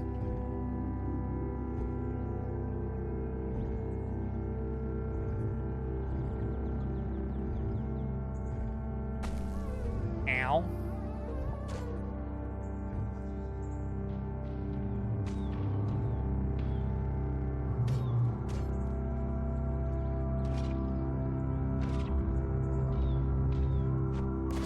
Ow, that's a poison grenade, which I'm now poisoned. Okay, won't last too long. That's a pig. I'm just going to stab.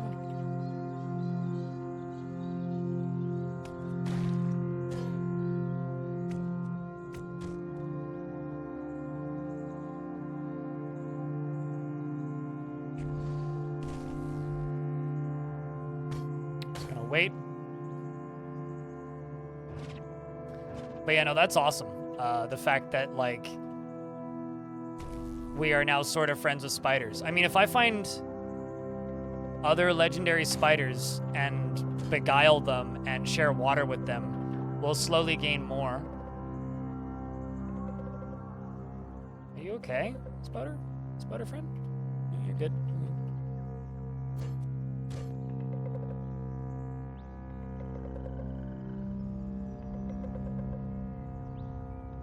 Alright. I need to go this way and then up one.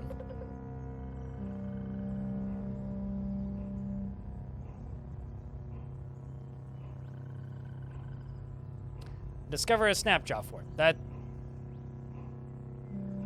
And a dromad caravan. Ooh.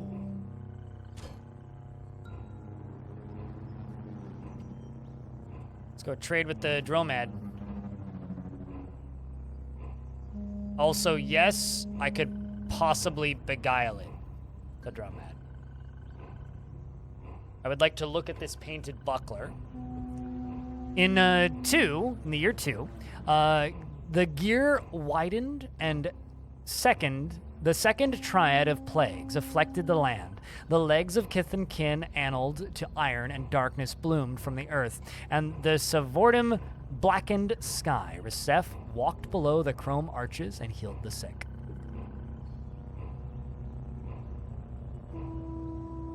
Wait, am I Spider-Man in this discussion?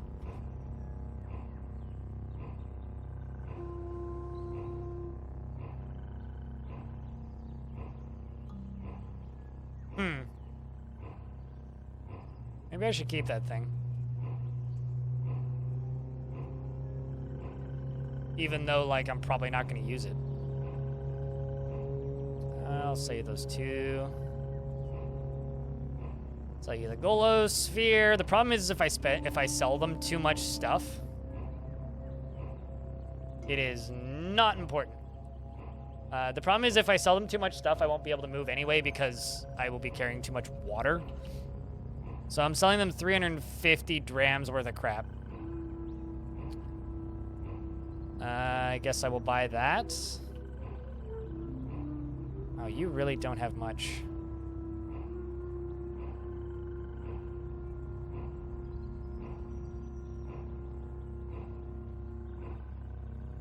Yeah, I still can't move. I've got too much water in my inventory. Alrighty. Spidey friend, please come over to me. Thank you. Hopefully you can carry more than I can.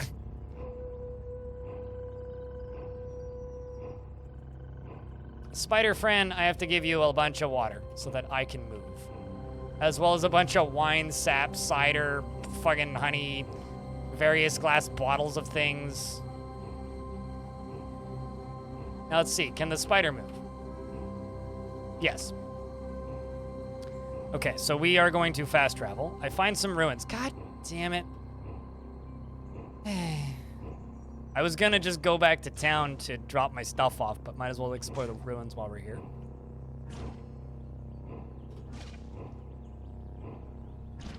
As I laser things to death. And then shoot gun with bullets.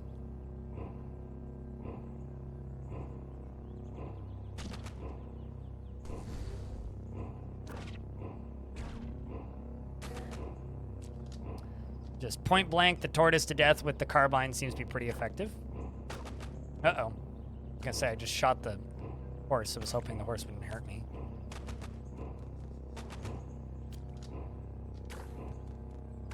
All right, Spider, you're not allowed to die. You've got a lot of money on you.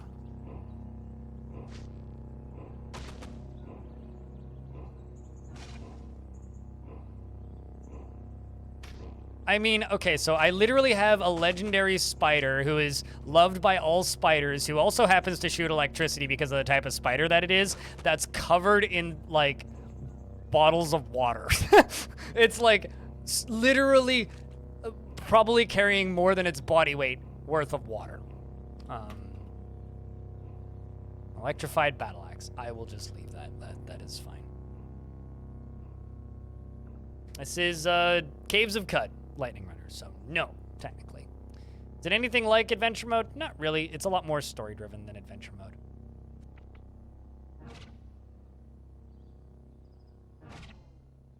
Killed the irritable tortoise from off screen. And the angry pig. Oh. Boring set of ruins.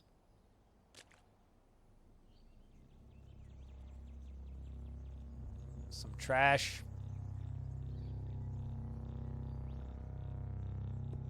Actually, you know what would be way better than going home? Is going as far north as possible. And, instead just going to the Silt and buying some higher end items. Just do that instead. Let's go to the arrival location. I'm gonna share the secrets of the Snapjaw forts with the wardens.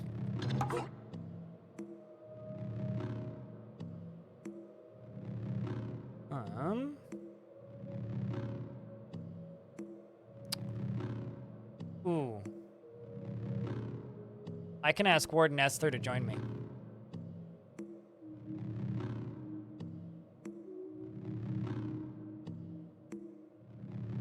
How did I do what? Someone over there.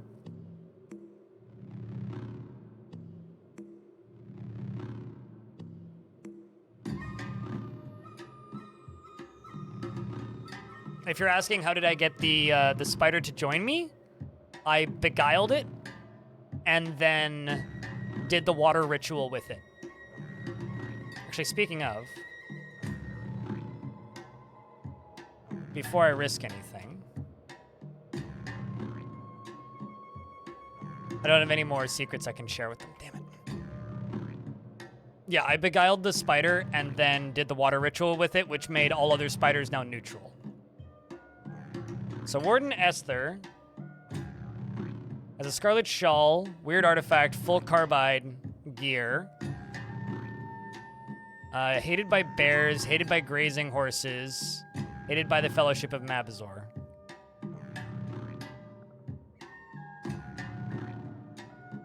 I would like you to join me, Water Sister. So my reputation with the Fellowship of Wardens has dropped dramatically, but I now have two familiars. We have Warden Esther, who is a warden, and we have Tythosis Pathis Southisis, the Electrofuge Virtuoso Weaver. Except one of these people is stronger than me and labeled as impossible for me to kill, meaning we now suddenly have a very strong familiar. But first I must go give some books to the gelatinous cube. I swear I'm not making any of this up. This is actually what I'm doing right now. I'm giving books to a gelatinous cube in exchange for some experience.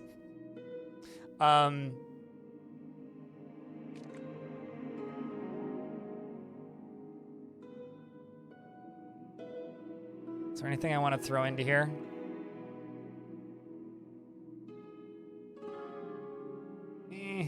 Not really. I like how you could hard lock yourself out of being able to complete the main quest with that.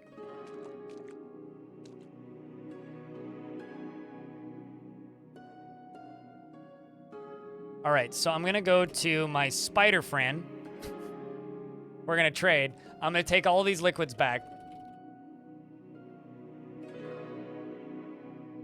Now I can't move. And I'm going to give them to Warden Esther, who is significantly stronger than Spoder.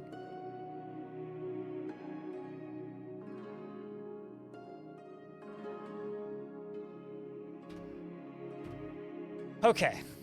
You know, actually what I'm going to do is I'm going to go find the Tinker.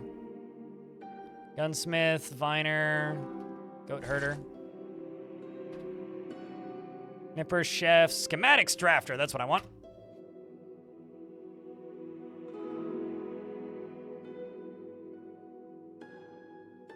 You might get the wrong idea. Yeah, this is true. Let's trade. Oh, sweet. Duder here can give me the technical schematics to be able to make a handy nuke. Yes, that's exactly what you think it is. I'm going to first, real quick, trade with the Warden.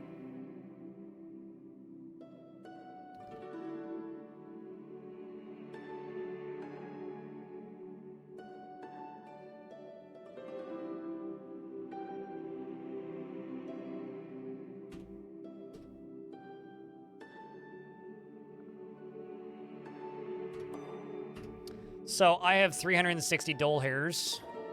Learn how to make spectacles. A thermal grenade would actually be useful. So I'm going to grab the data disk for a thermal grenade. I don't know what transkinetic cuffs are.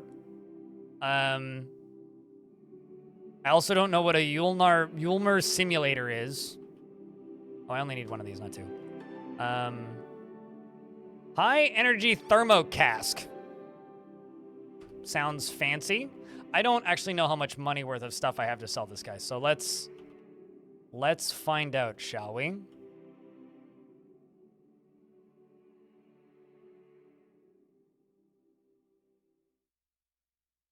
Arm.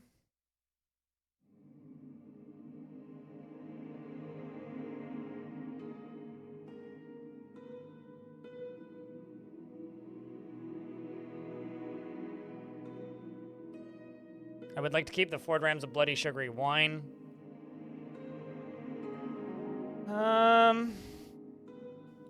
Don't need the blood. Not that that's worth much.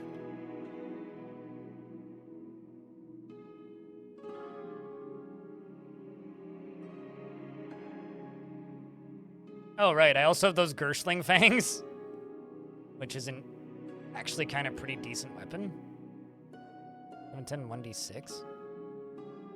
Huh. It's actually pretty decent damage. Folded... I'm keeping the folded carbide longsword.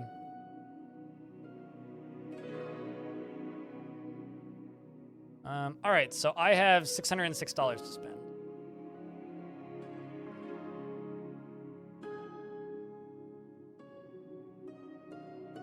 So I can learn how to make a null item mod.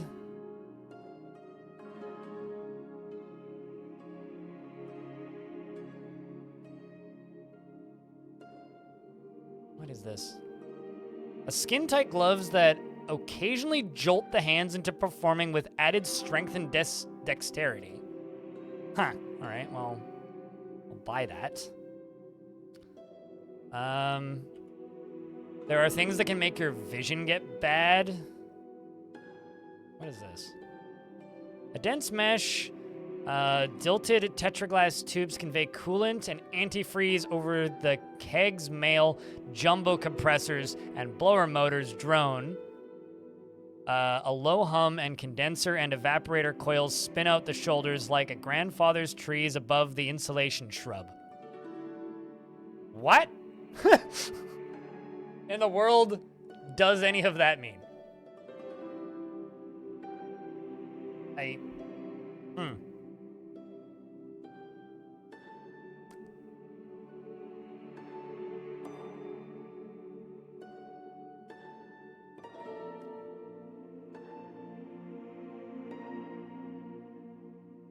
Interesting. Meanwhile, for those of you who don't know, a thick metal jacket encases the explosive, and is clamped to a quick-release lever. It is etched with a bouquet of explosive arrows, and it rattles under its own weight.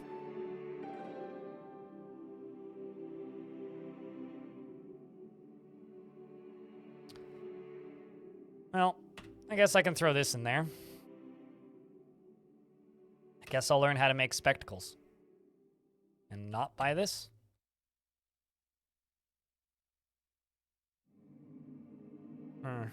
This is kind of tricky.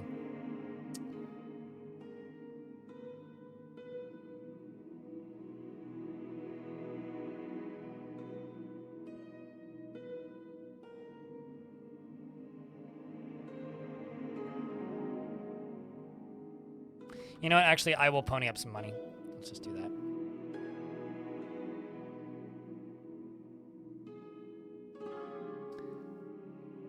Okay. So most of my water is going to go into the inventory of you. You are going to take most of my water. Because frankly, I can't carry all of it. Well, as a lot of this stuff.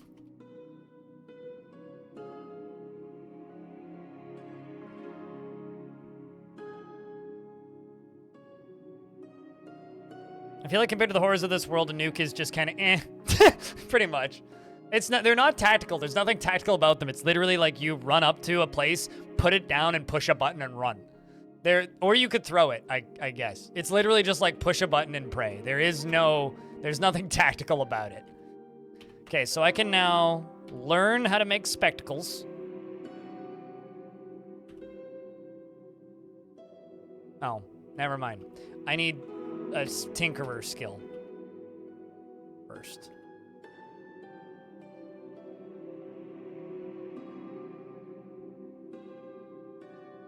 I need Tinkerer level 1, so I need to level up. But on the bright side, I have it, and those things are really light, so I can just keep them in my inventory. Who is Cud, and why does he have so many caves? Cud is a place, and Cud has a lot of caves. Cud is the post-apocalypse kind of thing. In a world that has had many horrible wars in the past. And everything is destroyed and awful, and nobody likes it here. And nothing grows. Except for in a few very specific places, and people are kind of living in a neo-feudalism situations. You know, my items, so I'm not covered in so much crap anymore. Okay. So, now that I've done that, well, I guess it's time to go back to the Mushroom Village. Although I noticed some ruins nearby, so we're going to investigate. Water is money, yes. So let's see what the Warden can do. The Warden is first off moving much faster than me.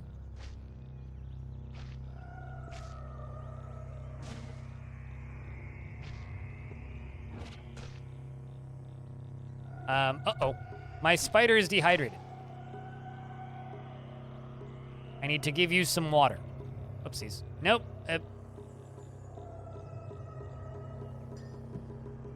Can't have a dehydrated spider. I don't... Oh, shit!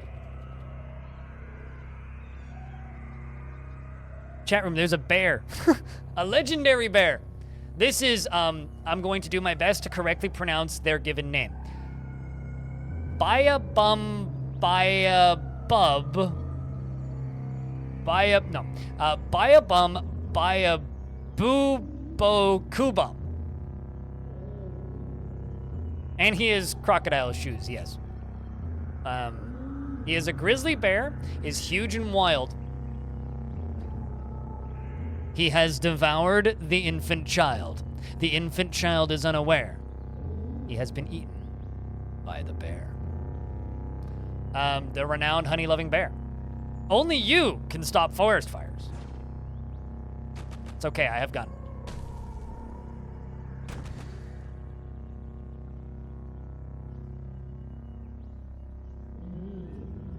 I'm going to read this line of text, okay? My spider friend begins to drain the life essence from the bear. So, has bonded with the bear and is draining the life essence of the bear. Anyway, we are now despised by bears. It's okay, they hated me already.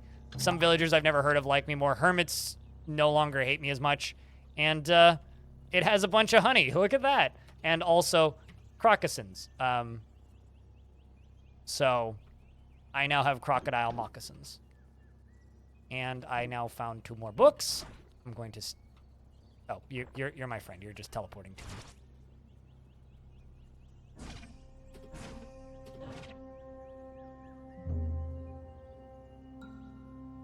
These, for anybody who's unfamiliar, the ruins are just like randomly generated points of interest, essentially. There's a bear. Look, there's a bar. War, over there. War, there. Excuse me while I make fun of Canadian accents. Wow, you got knocked back by my shield real hard. So many bears here. I'm picking up all the tubers.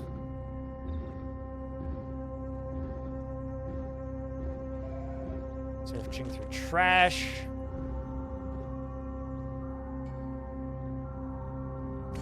Random Snapjaw cowering in fear from us. I would be too. Don't worry about it, Snappy.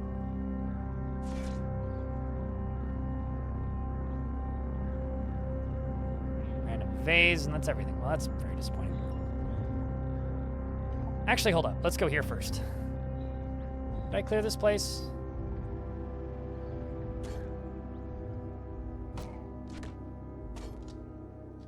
Right, yeah, this was the place. Okay, so...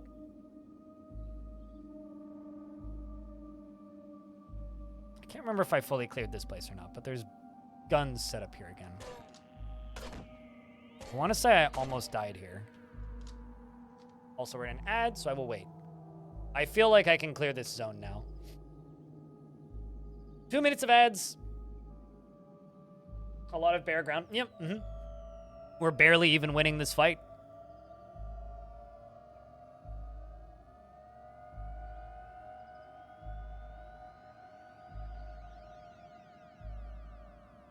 I'm also looking at Warden Esther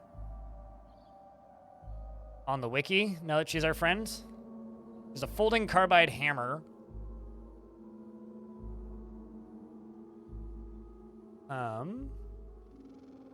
She can summon multiple copies of herself, and this is in reference to the officer's signature mutation, Temporal Fugue. So she can summon clones of herself.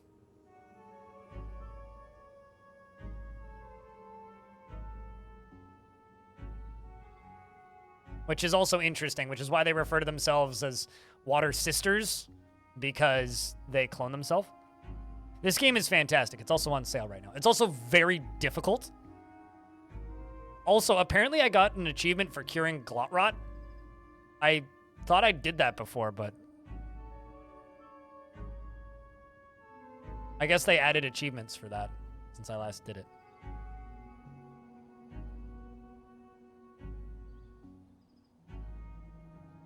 You like hard games? Okay, there's hard games and then there's Caves of Cud. But sure, many people like hard games. Just hit 17 years before. Damn right, dude. Still limited pop and all that. Okay, so there's a gun right here. It's a musket turret. So I step forward, smack it. I level up. Shoot lasers at this. Actually, just pick up those bolts. A lot of angry puppers in this map.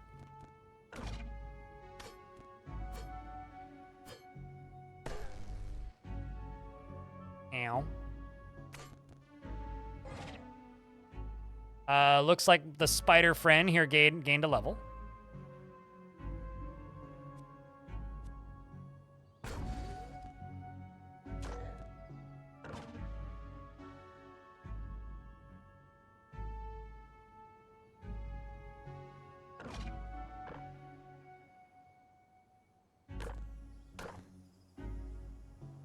Just gonna wait until healed.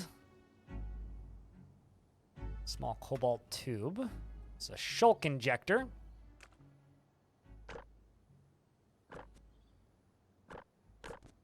I need to be careful to not accidentally friendly fire myself. Or my allies, I guess. So if I friendly fire my allies, they will die, probably. Because I do quite a bit of damage.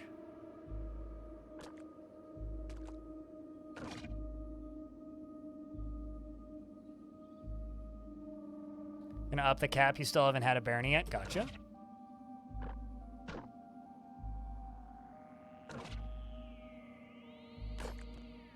Shoot you with gun. Shoot you with gun. Shoot you with gun. I'm gonna put 1 point. Actually, you know what? No, we're gonna go for intelligence. I've increased my intelligence. I'm gonna jump into tinkering. And we're gonna grab tinker level 1. So I can choose a schematic to learn. Let's learn how to modify weapons with drum loaded, which I think just increases ammunition. And I gain the ability to recharge items, batteries. Meaning now I can go into my inventory probably.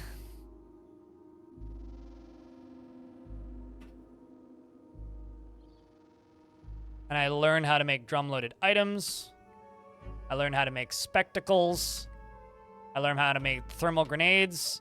And I learn how to make ulnar stimulators? Yeah, that.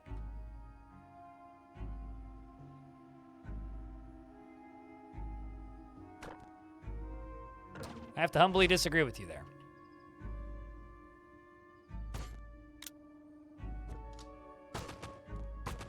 Excuse me while I kill the monster spawner.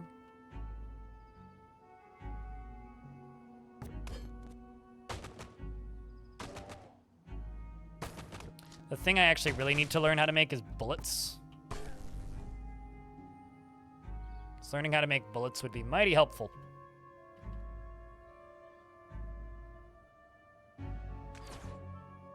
Then I don't need to worry about buying more bullets or finding them. Searching through the putrid ash. That sounds pleasant. Okay, let's move down. I don't think I made it out of the first level of this map the last time I was here, because I think I ran into that mob spawner that I just killed. And it had already summoned too many things, and I was like, I need to leave. Reminds you of NetHack? I mean, NetHack is a traditional roguelike, and this is also a traditional roguelike. I murder the pig. This game is a lot more open than NetHack, though. Oh no, did I kill the pig farmer? Now the pig farmer's like, no! Oh, you're a water vine farmer. Okay. So this is a noteworthy location. Means this is like a... So, I'm going to explain a little bit of CUD real quick here. When CUD generates your world, it scrambles the history. Major historical figures are tied to specific locations. Specific locations that are tied to major historical figures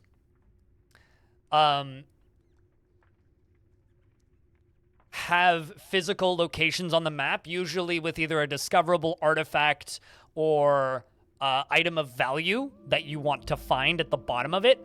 You usually discover these locations by reading engravings on items, looking at painted items, or looking at statues, or by getting secrets from friendly characters.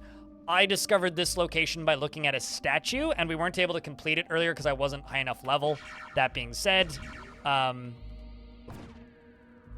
we are now hoping to do that by killing the cult of Zurshid. There's also a fire burning up there. Turns out they have a lot of dogs, so I'm just like walking around murdering dogs, and I kind of feel bad. Just auto-exploring, and it'll stop automatically when an enemy appears. It's a dog. Or that dog. A statue there. And then there's one of these guys who I don't believe we've seen yet, so let's examine him. This is a drill bot. Shingbur's spin across their plate metal, back and out the back of their neck. Silver antenna lick the taste at the lick and taste the air. Attached to their arm stumps is a pair of monstrous chrome drill pins, spinning to pulverize and dig out stone or bone. Used to like hard games too, since a lot of games used to use real easy for a professional gamer. However, nowadays there's a lot of game who make hard difficulty really uninteresting to play. I'll say this. If this is the kind of hard difficulty that you don't like, you can simply play a roleplay run and just play it like an RPG where you can save, right? Like that is absolutely a viable option if that is the kind of gameplay that you're looking for. Statue of Rusef. While traveling near Bethesda Susa, Rusef lost control of his chariot and drove it off a cliff. Luckily, a local physician named Rebecca came to his rescue. Moved by her kindness, Rusef enrolled at a nearby hospice as her apprentice. And my spider friend just got impaled. Good on you, spider. At least it wasn't me for once. Depending on the variant of solitaire, it might not be particularly easy, though.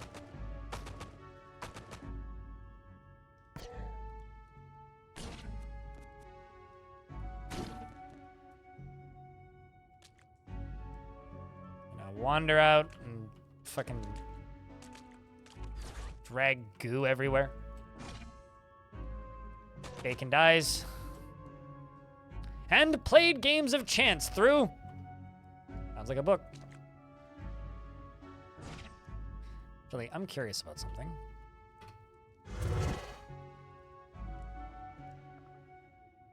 Interesting. There's one tile of graffiti in the middle of this. It says of.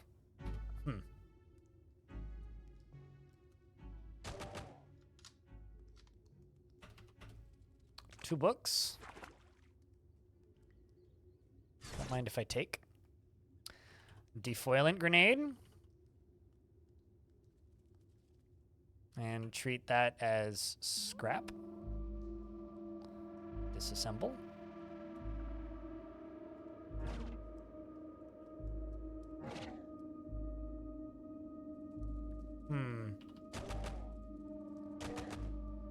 Kill the 2 pigs, including the one that hurts. Shoot the dog.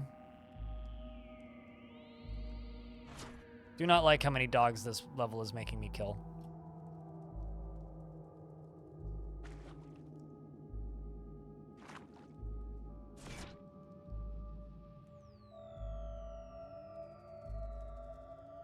Yeah, I would argue that a lot of classic Nintendo games, especially if we're talking about like the NES era, weren't good hard. Those games were just poorly designed.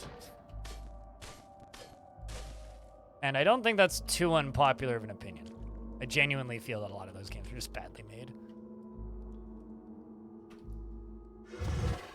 Had to check if there was anything behind that wall.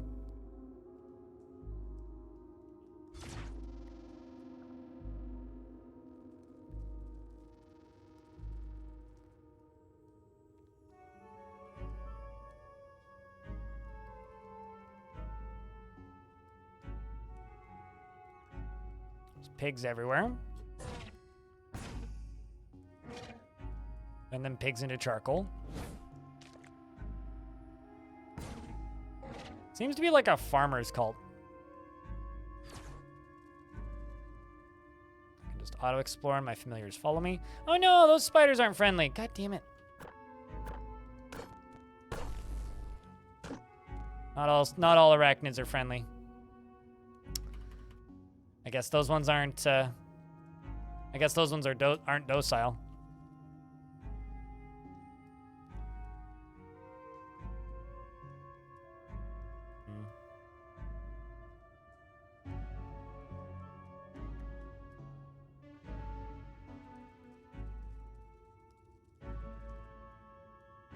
Yeah, I don't think that, like, I don't describe multiplayer games as hard. Like, that's, so for me, there's certain types of difficulty I like. I don't like torture platformers. High-end multiplayer games aren't really my jam. I like knowledge-based difficulty.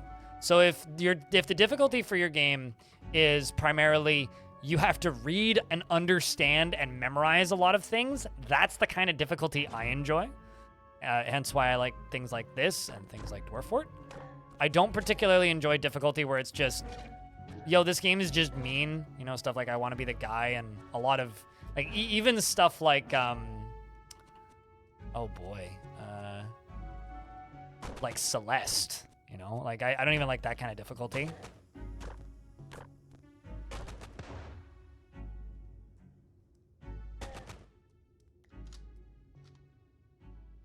That guy's friendly. Running through fungicide, which is fine.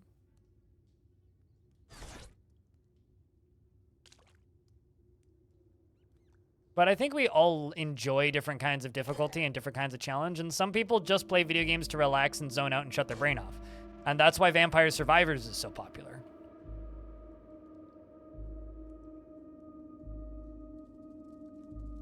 Got an acid grenade. Leave the axe. We'll move down.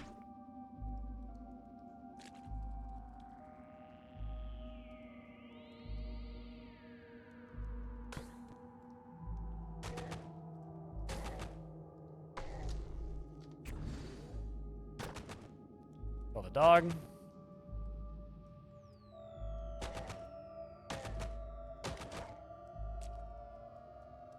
At least I know what a folding metal chair is now. They're no longer referred to as strange tubes.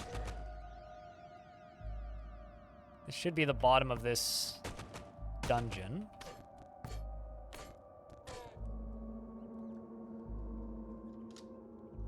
Yeah, I don't give a shit about what other humans think.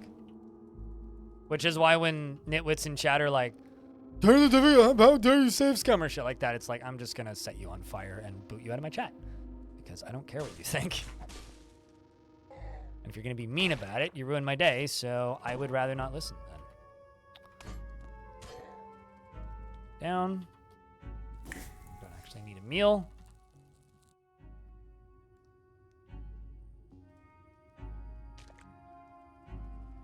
But I feel like the spring turret grenade, that's a grenade that makes a turret.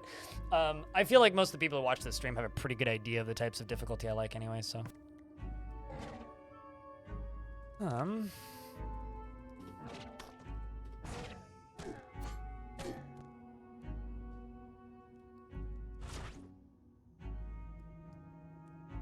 But when it becomes a game of bragging, it to me just makes literally everything less pleasant.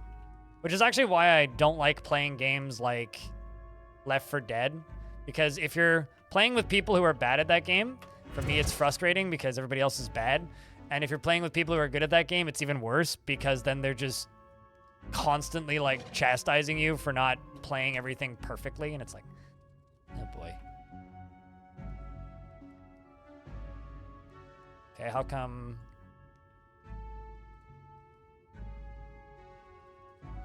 Why can't... Okay, hold on. Why can't I press space?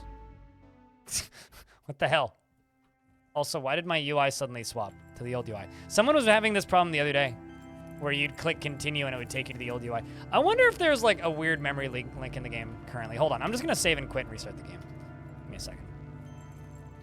Because there's something weird going on where it's like buttons suddenly stop working, and then it's like, here, have the old UI again. What? Game, please. I think there's something weird going on with this build of the game. Yeah, see, it did it again. No. Also, why can't I see this? Bunch of pigs over there.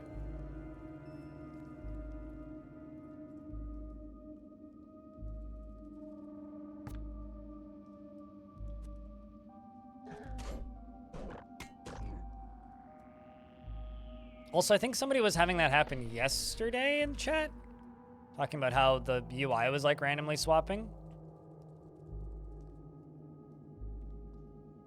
Yes, I completely agree. However, every single one of my friends who I used to be friends with, who I'm no longer friends with now, is a bajillion times better at Left 4 Dead than me. So I disagree that that game's amazing. I think that game was amazing when I got it from the Swedish Public Library and played it by myself. And then once I tried playing that game with friends, it suddenly stopped being fun. Which I know is like the opposite of the way that game is normally enjoyed, but...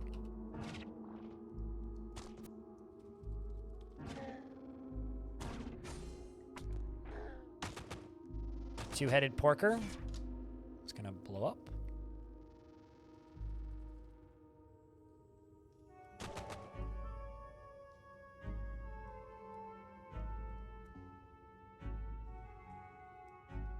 How many randos come into a shmup stream solely to announce that they 1cc'd it?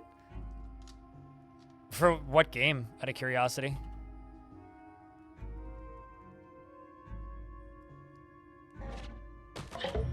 Oh, geez. Well, I just murdered Eshinar, who I think was a legendary dog. Anyway, my worms like me more now.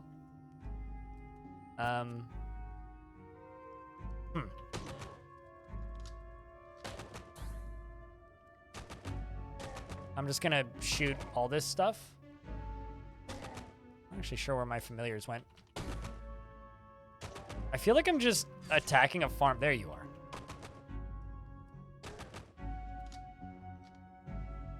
So now I have this, which is Prismatic Hue of Tarchiper, as well as a Cybernetics Credits Wedge, which is pretty valuable. I don't know if that's even any good on me. Holy shit, I have a lot of books. Electrified Bronze Battle Axe, it's annoyingly heavy. Now, Flaming Vine Reaper. I'm gonna pull the batteries out of those and just keep the batteries. So this, 7/7 plus 1. It's an axe. 12% chance to dismember on hit. Oh, okay, Ikaruga would make sense, yeah. Definitely.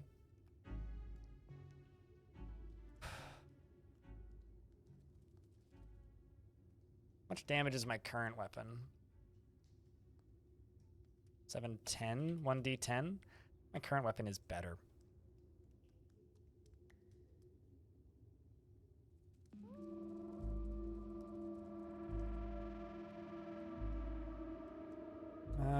Carbide plate armor.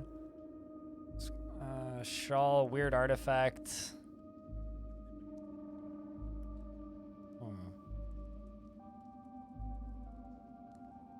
Oh.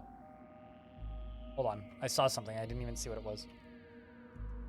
Oh, there's engraved sandals. Desish won a decisive victory against the combined forces at Tekish Hall at the bloody battle of the Hamlet of Kuwan.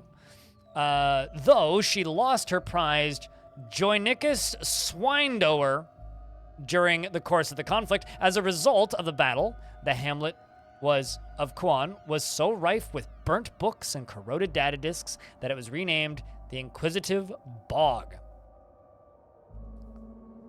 Huh.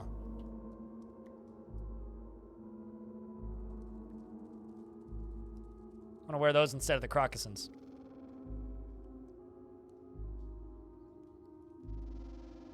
Something wants to kill me.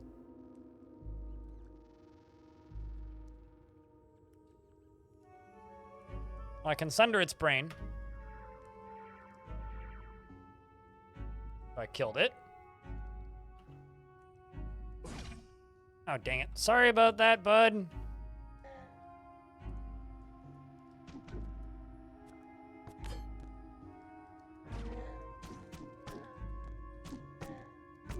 Good lord, you are strong.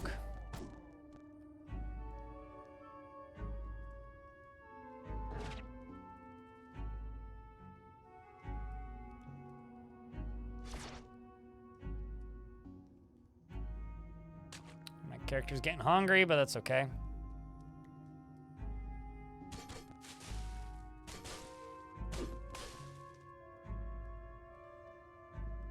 Had to break those trees. Trying to Zurshid, the Stained Wraith. While on an expedition to Tarchapar, Zurshid lost control of his chariot and drove it off a cliff, and he was killed at 34. You know, he died now. And I guess this is a shrine to the cultists that follow him. Let's just check this. All right, up we go. So I've cleared a lot of random stuff, and now I suddenly have a bunch of books in my inventory again, and a bunch of secrets. So I think we're gonna run back to the 6-day silt and trade all these books in.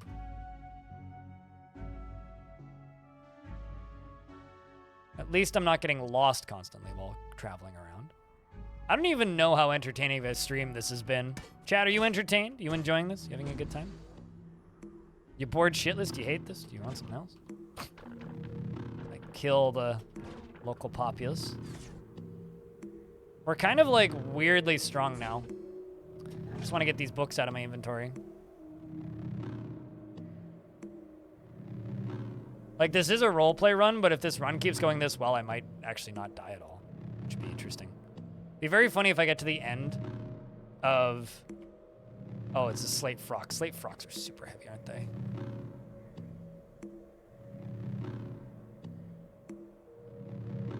It would be kind of funny if we got to the end of this run and the only death was because I got shot and fell to my death at like level 4 while flying down into the rust wells. That would just be very funny to me. Because so far that's the only death I've had was falling to my death in the rust wells.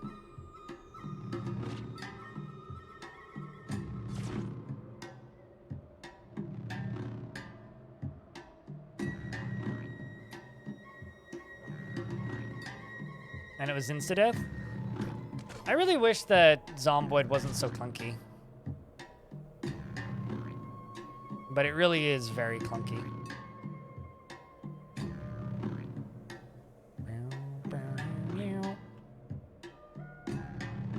Just remove cell. Replace cell. Remove cell.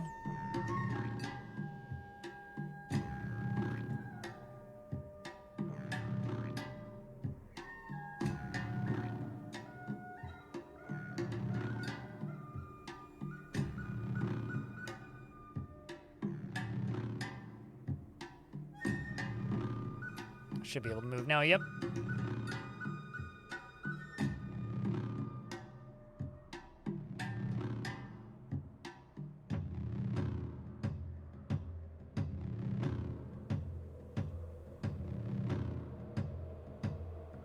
All right, let's go back to exploring. Found an illuminated book and normal books. Topaz gemstone, apparently, I found on the ground.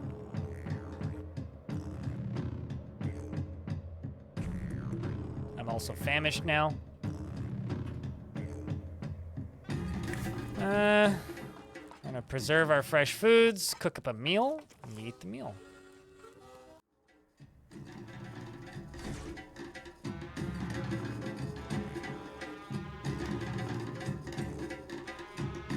Chad, have you ever had a game that like you weren't able to play due to either like motion sickness or just like one mild annoyance just ruined the game for you? Someone's gonna be like Dwarf Fortress like immediately. Let's give you some secrets. So that's all 3 of them.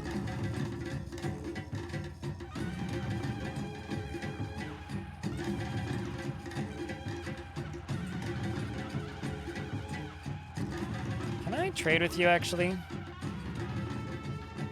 I want to look at your artifact. This guy's got an artifact in his inventory. Tori has got an engraved weird artifact on it. I really want to look at it. Gotta go give my books to the gelatinous cube. So there is a point where like it's more worth it to sell them for money than it is to use them for level ups. But I like using them for level ups, especially when you're early-ish in game. It's so worth it.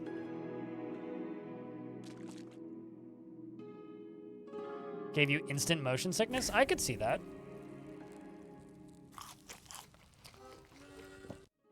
All right.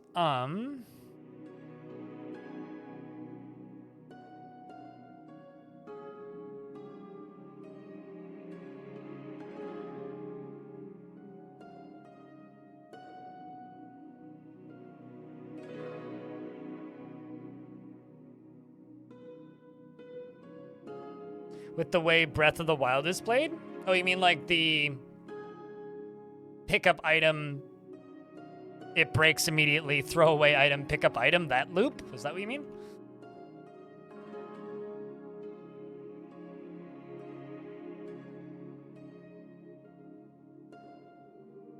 Let's go to the Grenadier.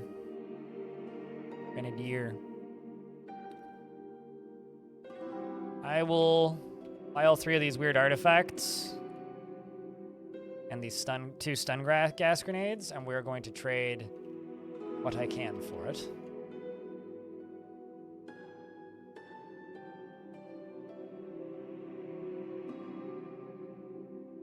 Okay, never mind.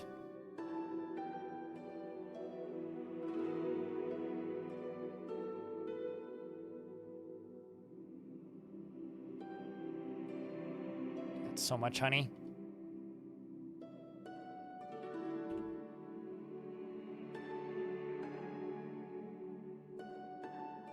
Flashbang.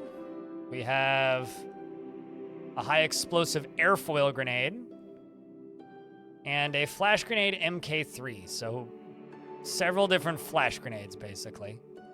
169 points I can spend. I need 23 intelligence. What's my intelligence currently? 21.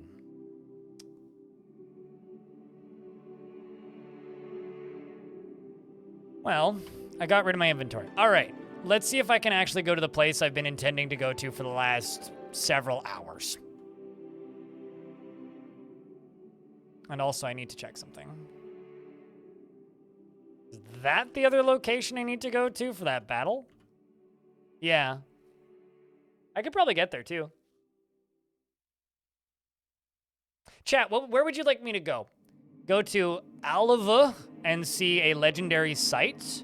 Or go to, I used to always call it Takoyaki, Kayakukya, the Mushroom Village, and do the goat quest?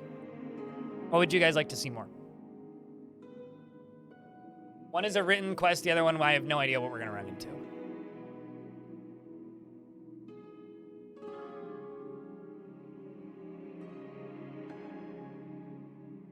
I mean, you just find good weapons all the time, but early game it's rough, I believe it. So which one is that? Because they're both kind of chaos. You have to give me a clear answer or I'm just going to ignore it. Goat's pretty clear.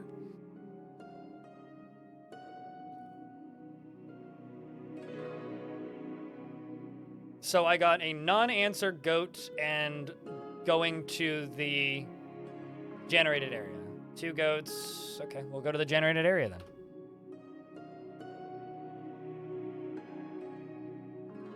I am going to say yes. And then immediately jump out of there.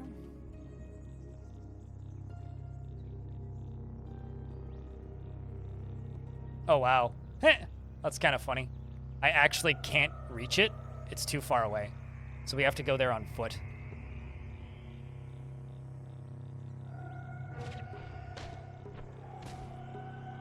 Well, there's goats here anyway. These are the goat folk bullies. They have carbide weapons. They have shotguns. They have hand grenades. They are scary. I don't like them. Although if you can somehow manage to make friends with them, they are very strong. I also like that my friendly is no longer impossible, is now just very tough. Ow.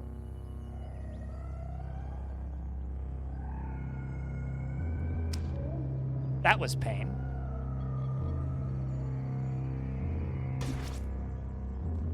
I have to be very careful to not let my familiars die. If this character starts to get injured, we have to almost immediately leave. The spider doesn't matter so much, but I need that warden to level up and not die. So we may have to get out pretty quick. I'm gonna shoot lasers up at these guys. Taking quite a bit of damage. We'll clear this map and then we'll rest.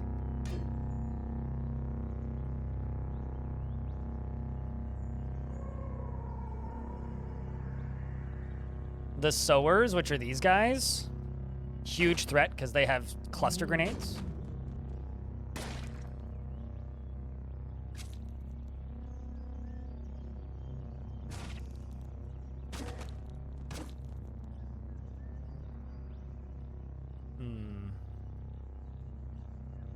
I'm going to sunder this guy's mind, which immediately kills him.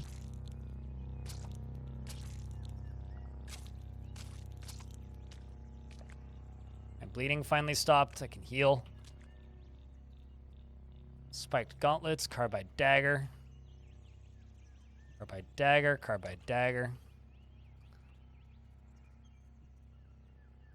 Elastine gloves.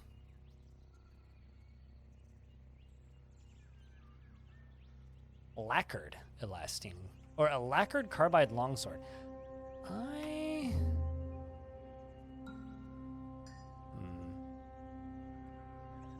We'll take that, I think. And we're in an ad, so I can just not move.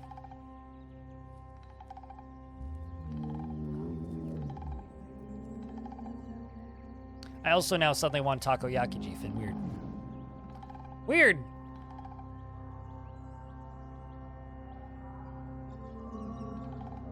I might make a highlight of me curing Glot Rot, but I wouldn't put it up until I get some other Dwarf Fortress related content.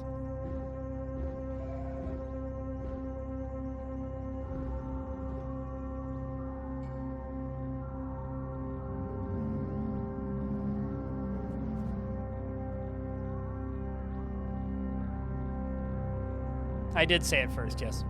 But you said it back to me, and now I've read it like 3 times in my chat. I bought my mom takoyaki once, and she hated it, so I had to eat all of it. Which was fine, but, you know, suboptimal. The audio is now lovely. Yeah, the music in the jungles is really good. And not the most anxiety-inducing music in the game by a lot.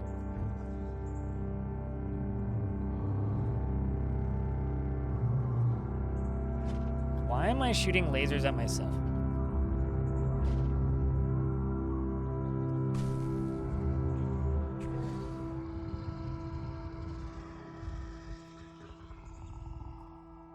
Slowly move north.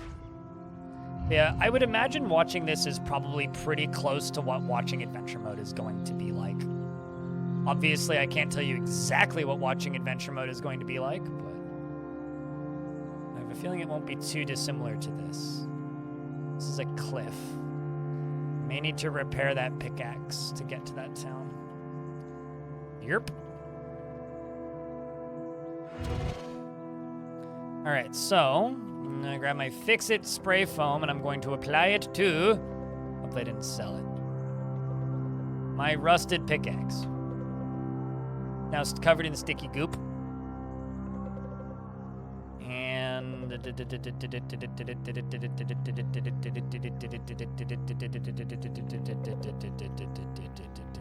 the fuck is that pickaxe? There it is. And then I will put it in place of my shield.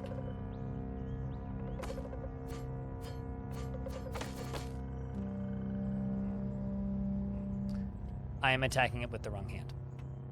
Let's just remove this. And remove this. And equip this. There we go. That's what I need.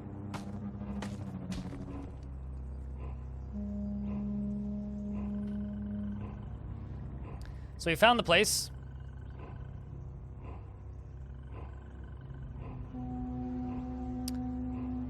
So you finish the step and travel to the historical site of Alva. We're about to learn Alvatit. On the quest, visit Alva. We get 1,000 XP. I'm going to unequip this pickaxe. I'm going to re-equip that.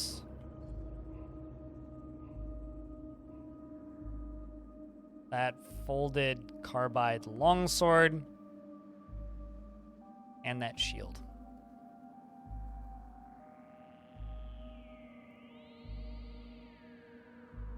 Now I'm going to be kind of careful because we're not in a low-level zone now.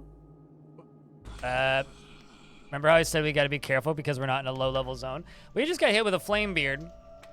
Also, this is a member of the Polyryradian host. Rolling scales tessellate her husky slouching form, and motes of condensate sipple her swollen chin. Condensation, eh? Dude, you're on fire. I'm going to sunder this creature's mind. And it explodes. I get 450 XP, easy stuff. There's a evil gelatinous cube up here. It's a gelatinous frustrum, to be specific. Probably can't sunder its mind, because I doubt it has a mind to sunder. Shoot it with my brain lasers, and then smack it, and now it's on top of me and trying to eat me. Fortunately, I can cut my way out. And I get 450 XP, and that just pissed me. That is normality gas. What that does, well, it ain't normal, that's for sure.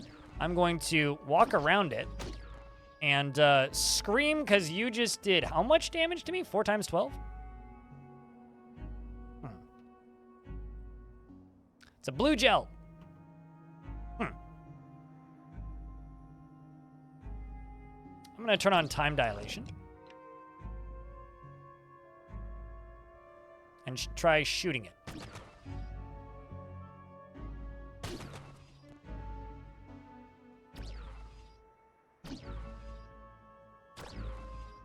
And I'm going to see if I can sunder its mind. Oh, nope, can't do that. Okay, so then I will summon Angry Planties. Angry Plants, you go up there.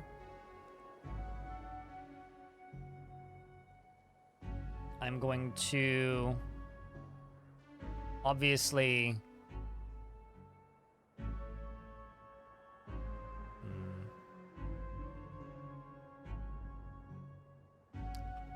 I'm just going to give myself a salve injector. Jump here. I'll reload my gun. Start shooting. Injured. Soothing Tingle fades, and it dies. I gain 450 XP. What did it drop, I wonder? Convalescence. Oh, that's interesting.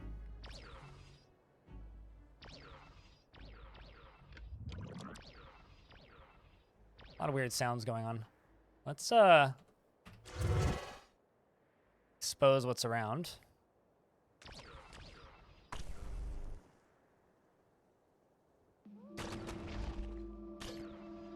Stuck inside of a gelatinous cube. It's trying to slam me into a wall. It didn't pull it off. Now I'm stuck inside of another one. My familiar got stuck inside of a gelatinous cube, and their response was to teleport away, which maybe is the smart decision, but I don't have that ability.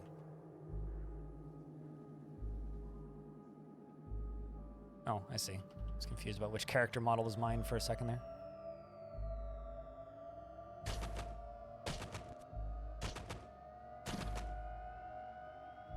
There's a hole. Be careful about deep holes, chat.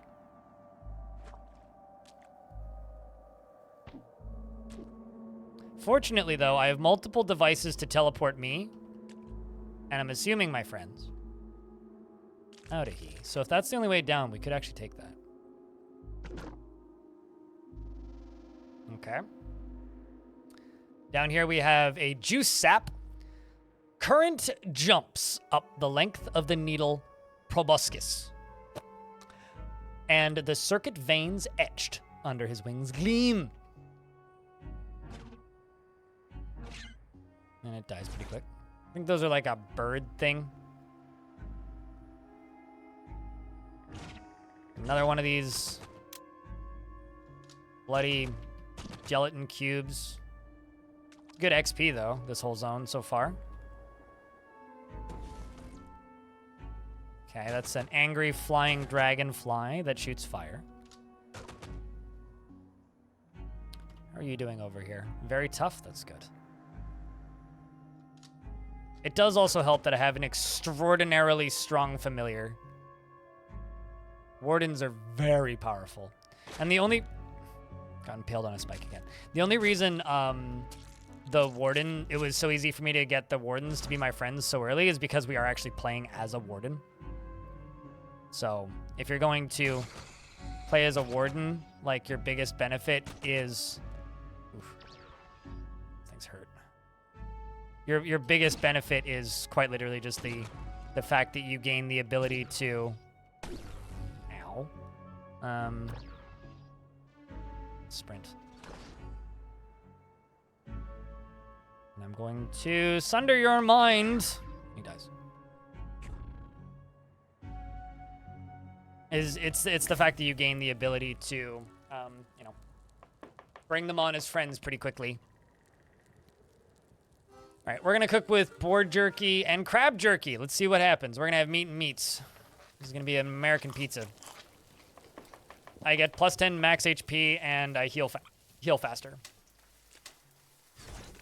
The meat sweats, makes your body put itself back together quicker. Okay, well, I'm going to use this button to run over to here, and then I'm going to bonk. Huh. Boldly has more stuff to explore. Game, you lied. Yonder bush? Man. Yonder bush would be wonderful. I'm gonna sunder your mind, and that requires standing in place while I do a bunch of damage to a thing at a distance. This guy go over here, and I'm just going to shoot you with my gun. That is Firebird. I'm now level 17. Turns out this has been some pretty great leveling, actually. Ow. Because, like, the whole point of this run is, like, long-form practice, right? Once I'm... If I can get to the point where I'm confident with... Uh-oh. Suageal? That's no fun. If I can get to the point where I am confident with this level... With this game on roleplay, then functionally, we should be able to clear the game on a classic run, which is the goal. So this is kind of the getting good run, in a way. Also, I'm just realizing nobody has said anything in chat in 10 minutes. What I get for not paying enough attention. Chat room, you guys have a job. Let's keep the chat room moving. The longer the chat room keeps moving, the longer the stream goes. The quieter it gets, the better the stream is. Nobody's fault in particular, it's just kind of how Twitch works. Because when chat gets quiet, people quietly leave. I'm trying to talk and explain as much as I can, damn it.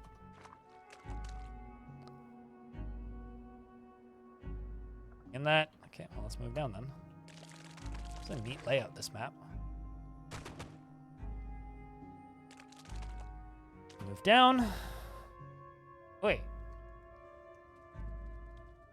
Okay, that's scary. Anyway, I'm now frozen solid.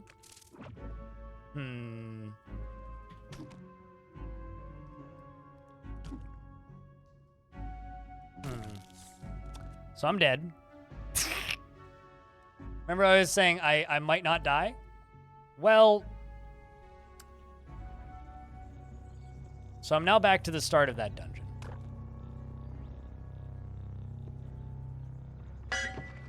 Bring out your dead! Actually, where the fuck am I?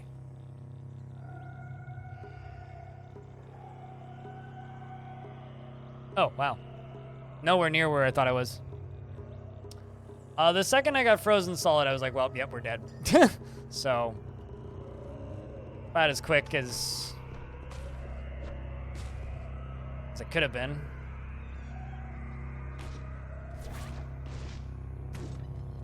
Excuse me while I just run through, coming through, don't mind me. Oh God. Reload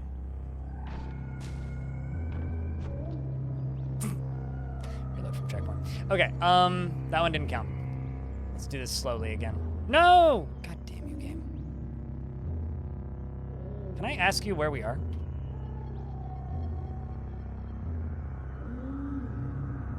I guess I can. God dang it.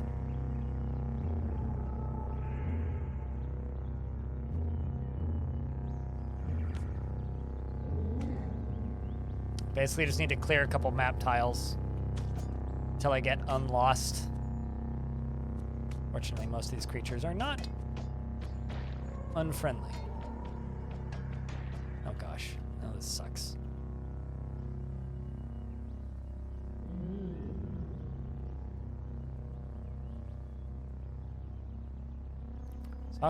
Software for visualizing directories. You mean like Winderstat? I use Winderstat. That's what I'm thinking of. If I'm thinking of the correct thing. Ow. Okay, well that was, I need to slow down.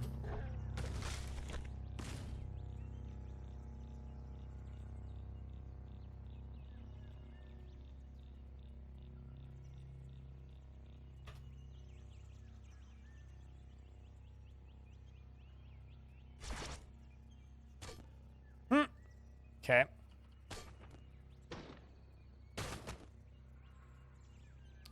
Going to turn on time dilation. I'm going to fly. And I'm going to sprint.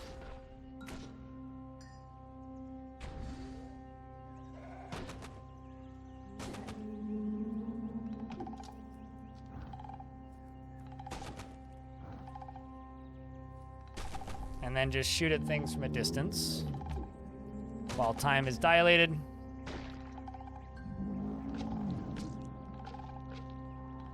But they can't see me as much. And GFin wants you to post beers, chat.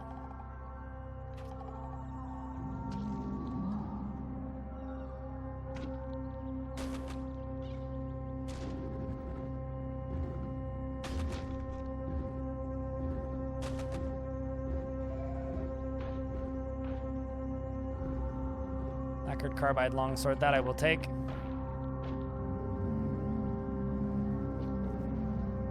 I need 2. That's what I need.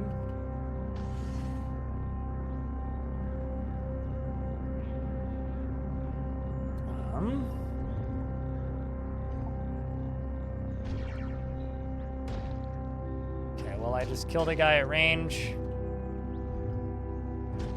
Shoot lasers at you.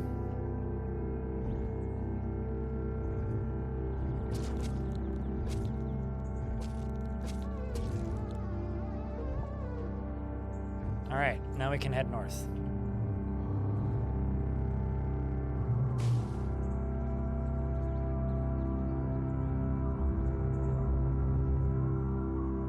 Did I have a pretty solid chance to resist getting frozen? No, but I want to clear that first floor again.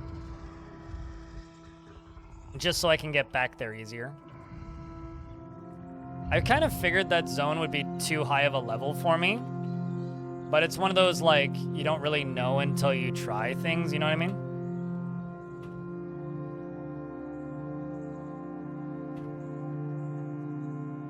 It's something that I need to build for, yeah. Also because, like, the next major quest zone requires me to go into an area that's deep freeze.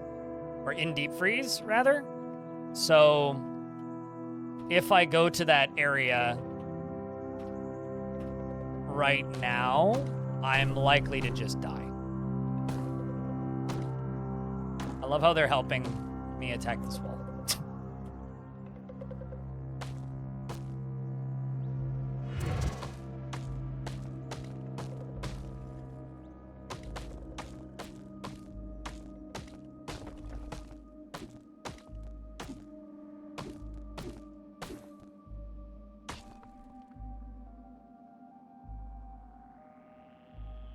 Because honestly, like, I got like 3 levels fighting through here, and we can totally do that again. And then we can head in the direction of the next major level.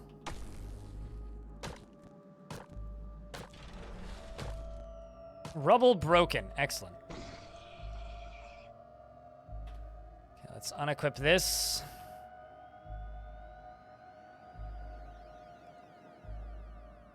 Well, you know what? Let's try this. See how it does.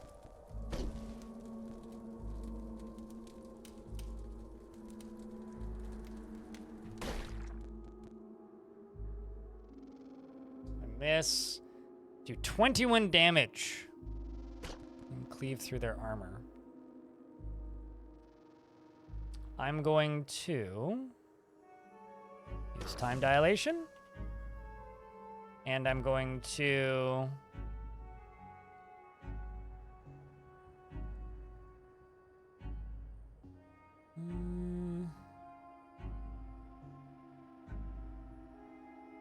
What else do I need to do? Let's create plants. Have my plant army. And then eat a witchwood. Mobility impaired. Why did I cleave it? I'm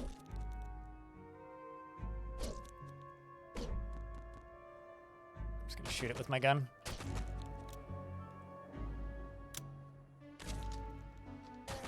That creature's now dead.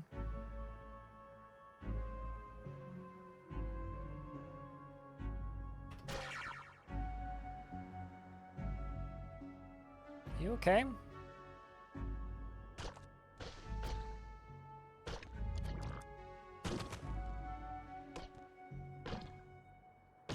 Remain stunned, remain stunned. That's worrisome. I'm gonna stand here.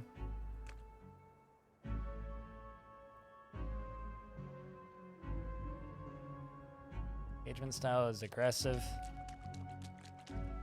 Let's just heal up for me so we can all heal up. Start exploring. Okay, these are scary. These things. Humors. Move out of that. Holy shit. I didn't like having health anyway. All right, well, let's see what I can do.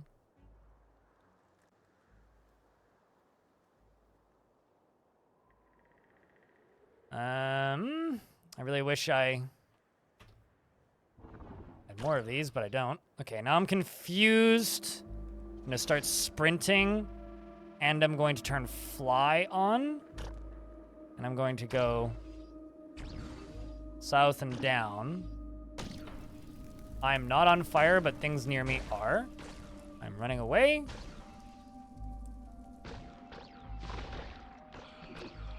And I'm going to sit here.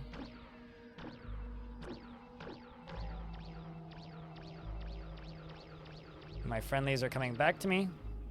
Got knocked prone by something? Oh, because my mechanical wings ran out. Whew! That was scary. Run away from humors. They're bad news bears.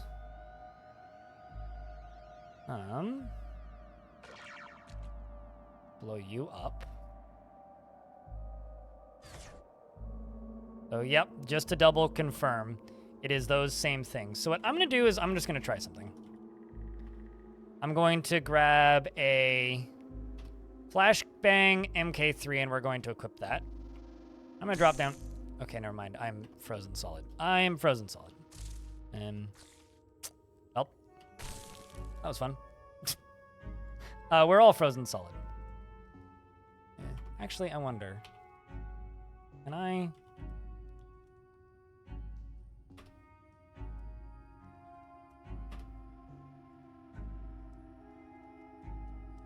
I wonder.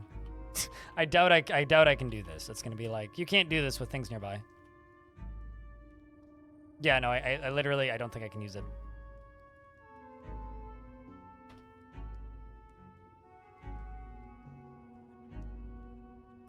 Yeah, all I can do is look at it because I'm frozen. How are we? Just me being way too ballsy. Yeah, that's what I thought. Just for clarity's sake, these things are considered tough. And them just immediately freezing us is enough to potentially kill me. Let's see if I can do this. Okay, no, I died by a Flaming Riot member. Well, they two-shot me. All right, so we're not high enough level to go to that zone. I get it. I tried twice. So instead, I go get lost in the mountains. I mean, okay. Oh, you can die.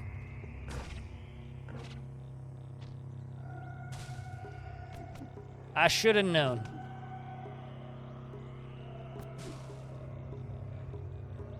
But Plutorino, what is up? How's things?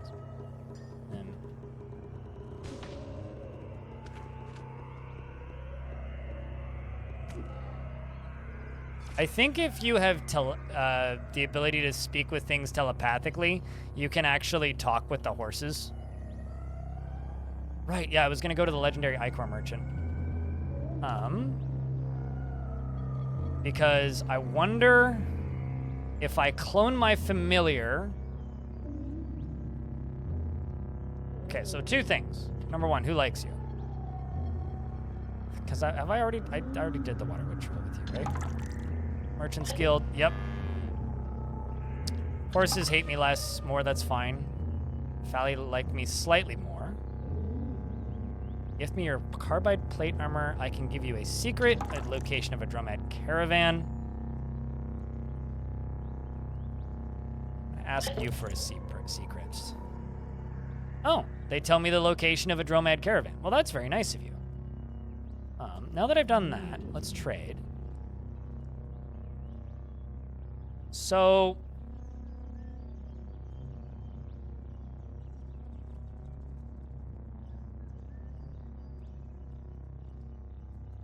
do I kill them and take their cloning draught?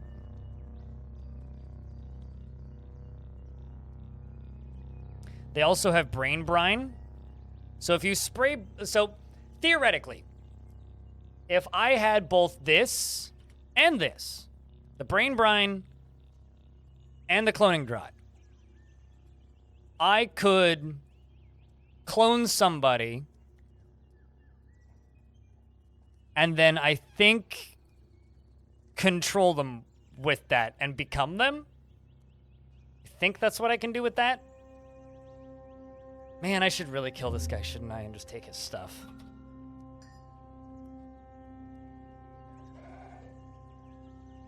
Like, he's tough, but you could also just put it on a single wall tile and then just like you can become the wall, right? There's like a bit in the most recent major trailer for this game where it's just like, yeah, and then he put his brain on the door and became the door. And then if somebody opens the door and closes the door, it kills you, apparently. Very funny. Painted thing with honey. Duseth won a decisive victory against the combined forces of Tekish and Hull at the bloody battle at the Inquisitive Bog. As a result of the battle, the Inquisitive Bog was so rifled with burnt books and corroded data disks that it was renamed the Shrewd Wreck.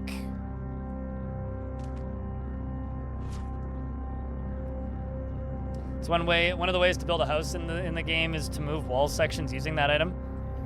And, you know, I never even thought about it, and I kind of hate it, but it's very amusing. Smell roasted boar nearby. Do you want to investigate? Not particularly, to be honest. All right.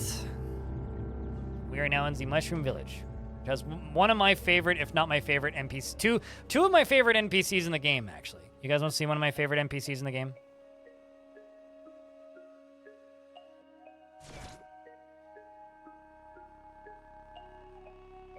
This is Plant. His name's Ural. Friend! Guns? Knives? Hats? Cucumbers? What are you? What is your story? I'm Ural, Chandelier and Consortium Norderary. As for my story, I've been growing out of this pot for a while now. Before that, I was in another pot. Consortium? Yes, the Consortium of Phyta. We are a merchant fellowship of trees. Vines, shrubs, weeds, flowers, herbs, cacti, and algae. Most sorts of plants, really. I can't say I trust any of them, but there is no doubting their usefulness. My shelves are full, and gossip flows. Tele, hello. Good evening. You never thought to try to talk to that thing? It's literally the shopkeeper of this village. What about fungi? Question mark. What about fungi? Jarl flex a leaf in displeasure. Are there any fungi in the Consortium? No. Shop's closed. Live and drink. But I am a gentle plant, friend. Uncross your roots and figure it out. Live and drink! It's even better when you actually make him talk to a fungi. But then you can trade with him. So he's got various things. Actually, he's got, like, you know, teleporters to get back here. Always sells plastic plants. He's one of the only characters in the game where you can buy cucumbers. He sells higher end stuff like Uber Nostrum and, you know, gold nuggets and various other pretty good things. He tried to kill me, so you love injected him. The first time I ever saw him, he tried to kill me, yeah. I was hated by plants. I was despised by vines, I think specifically. I really, really want that backpack, so I'm going to trade for it.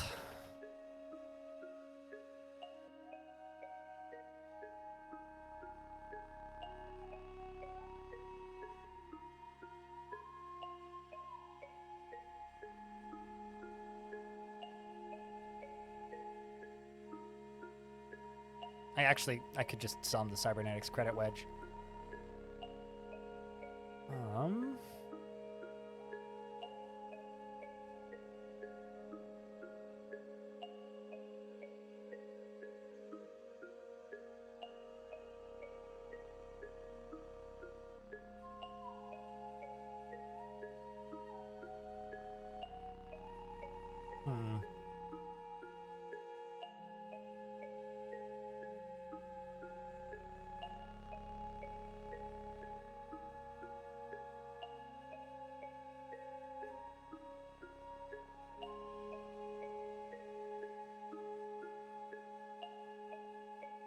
Anything else that's useful to me? Buy all the lead slugs. And the fix-it spray foam. That'll do. Cost me 4 drams. That's fine. Thank you, Jarl.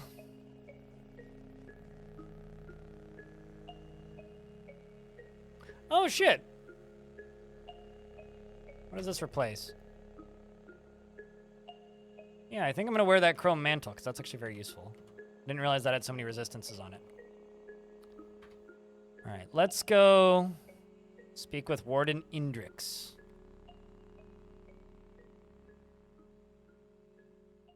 What build are we going for? I am a warden, and I have a group of friends who are also wardens. So, beneath the mane of coarse hair, Warden Indrix's lips move without issuing forth any sound. Perhaps in the formation of a litany invoked in the name of a vengeful god he serves. The coarse hair grows in an uninterrupted mass down his torso. That of a human, but broader, and more taut with muscle than any man's, and disappearing only behind the sash of his kilt. But Mayor Nutu and the warden himself, no one knows the circumstances of Indrix's estrangement from his kin, for no one dares mention it, lest they draw the warden's ire.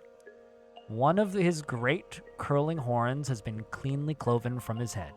However, that same horn, along with several others, hang from a belt slung around Indrix's hips, giving him the distinction of being the warrior to bear his own appendage as a trophy.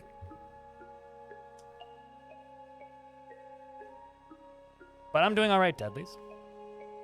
You know, Deadlies. I saw somebody named Deadlies Uwu in a different chat the other day, and, like, it startled me a little bit. Because I was like, wait a second. So, loved by the Fellowship of Wardens and Pariahs, admired by the villagers of here, hated by goat folk, and hated by cats for disparaging a famous poet. All right, well, we'll share water.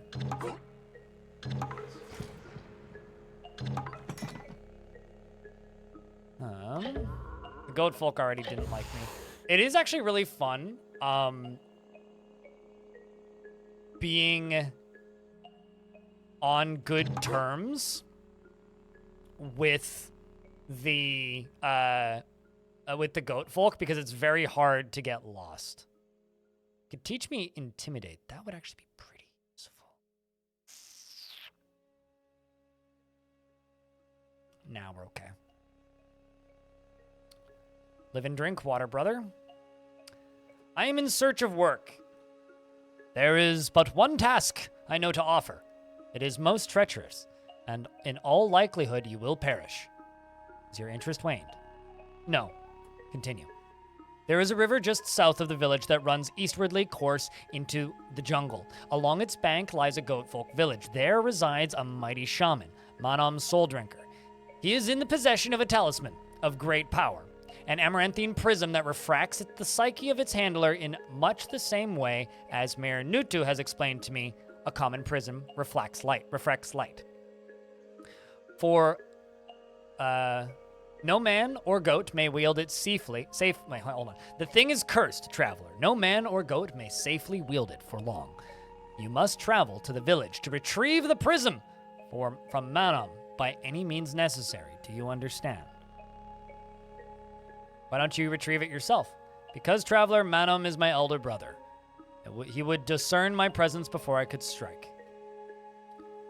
There is, firstly, Manam will likely have several goat folk under his enthrallment, and they will protect him at all costs. Secondly, take care to stay out of Manam's reach, for his power is most potent when he may lay hands on you. Finally, once you recover the prism, do not, under any circumstances, wield it. I needn't warn you of the consequences should you return to me bearing that charm. Is that all? That is all. Are you willing? Yep, we'll take the quest. And now I will ask him, oh, now I can't ask him why he's pariah? No, that's kind of annoying. Because he's actually a quest giver now. Now we must follow the river. Oh shit, we're in an ad. That's my bad. How much of this is procedural? So there are written quests that have procedural elements in them. This is the world map, right? This world map doesn't change from run to run. However, the contents of each of these tiles is 3 by 3 by 3 tiles. So basically like a square of 9. The contents of all of that is randomly generated, and the map is vertical, so it goes down. I don't actually know how many layers down it goes, but all of those layers are also generated. However, major locations like Kayakuka, the Rusted Archway, Grit Gates, Bethesda Susa, these are all, and the 6 Day Silts, these are the Asphalt Mines. All of these locations are predetermined and in the same place every time. And some of the people that are there may shift from run to run, and the different shops at the Silt will change, but generally those locations are very similar from run to run. Major dungeons have procedural elements and rooms that are hand built. So this is the Spindle, and underneath the Spindle is the Tomb of the Eaters. That is one of the bigger endgame dungeons. In that area, there's portions of it that are generated, and then portions of it that are designed rooms. And then scattered around, there are also areas like the area that I died in twice, Alava. These areas are story zones that, while they can appear in every run, will always be in different places and have completely random layouts. So it depends on the dungeon. The mainline quest stuff is a combination of procedural and designed stuff, and all of the story dialogue, that stuff that I was just reading about Manam Souldrinker and that's the same from run to run. There's also hidden towns that are designed that are the same from every time you go to them. However, so this whole area, this is all randomly generated, but this quest isn't, right? This quest is the same every time, but there are also areas where you can get random quests, and it's pretty clear which ones are procedural and which ones aren't. But the layout of this river is going to be different every time. Yeah, they would be Goat Folk every time. For this particular quest, every time it would be Goat Folk, yes.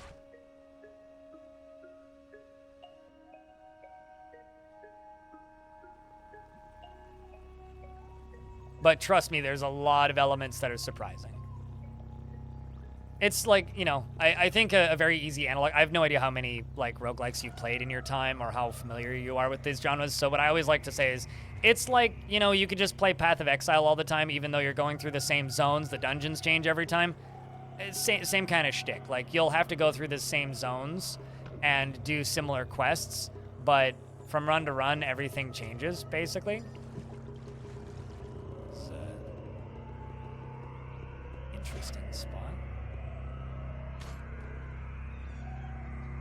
Careful. Let's just fragment your mind. Pick up your shotgun shells. I mean, the jungles are also always just full of goat folk anyway, so... Oh, this is interesting. Is there like a thermal grenade here? Don't mind if I do. Like, I've never seen this stuff along this river before. Ow, that hurt. Douche. Holy butts! Okay, that's a lot of dudes.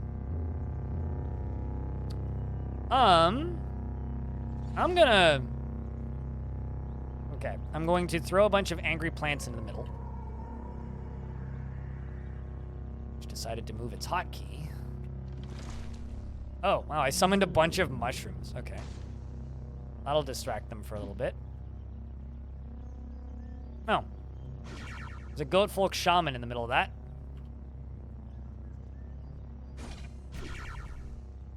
Which guy is it?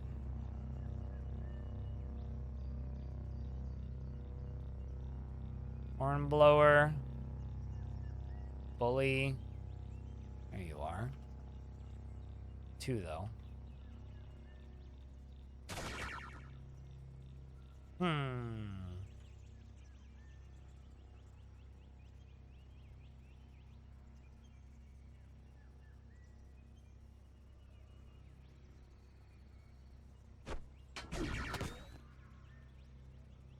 I'm going to turn on time dilation.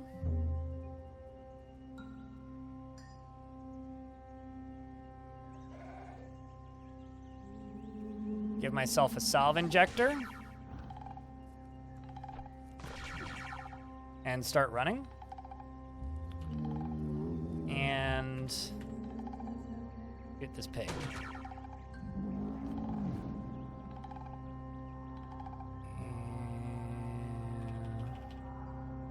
Spring turret grenade. We're gonna equip that. Eat the witchwood bark. Unfortunately, I'm now insane, but I'm also, or confused, but I'm also not dead, which is good.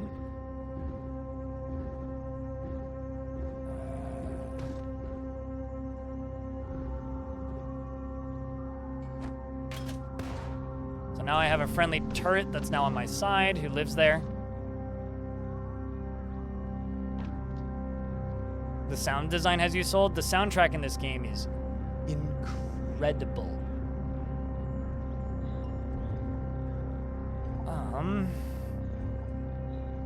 I'm also going to take the honey injector, which gives me a strength boost.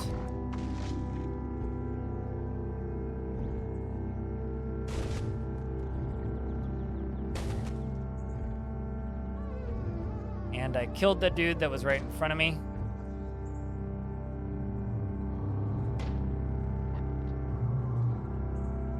Rounds before I can use that again. What else can I do? Oh, we're not toggling through trash. I need to toggle through trash.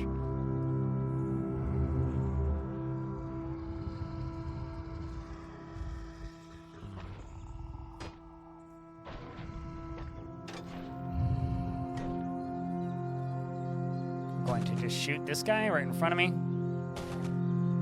Killed him.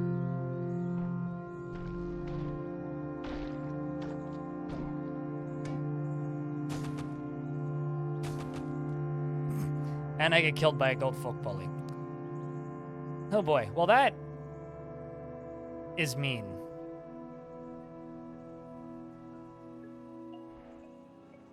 Holy shit. Well, this is why we are playing this game with saves on. That's why we're doing this. Because I think you guys maybe are getting an idea as to how tough this game can be. Did I even accept the quest this time? Yes, I did. Okay.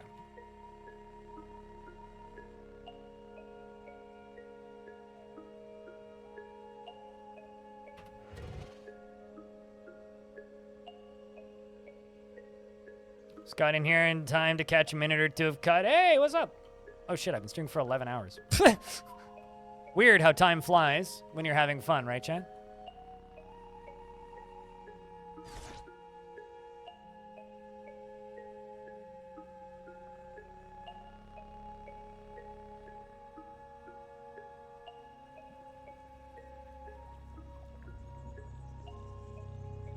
Waiting for clairvoyance to be up.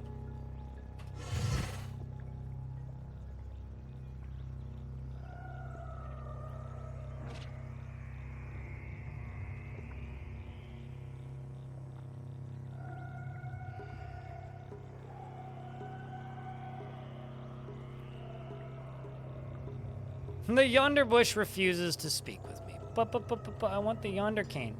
Yonder cane's wonderful. If you can harvest yonder cane, it makes you go yonder when you eat it. So you eat it and it teleports you away.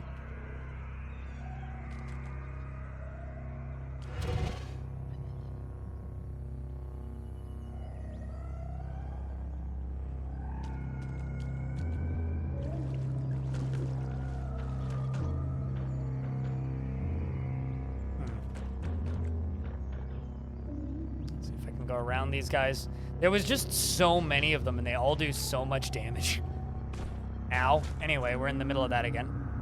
Now, let's see. Ow, come on. Grr.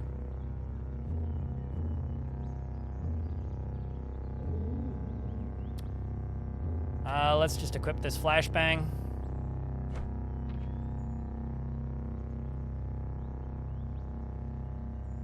Go down here and let's see what we can do. I'm going to equip this airfoil grenade and eat a witchwood bark. And now I'm confused.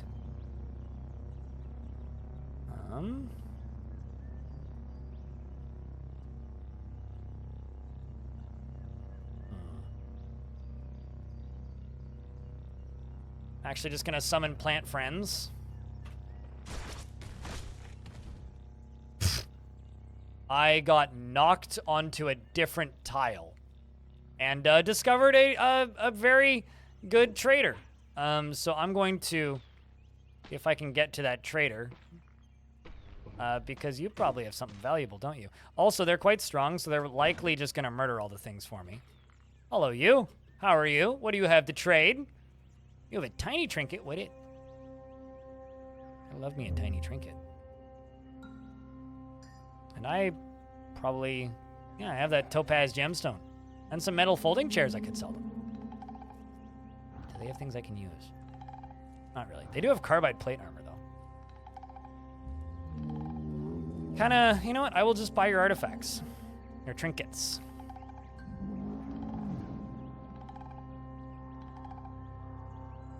And,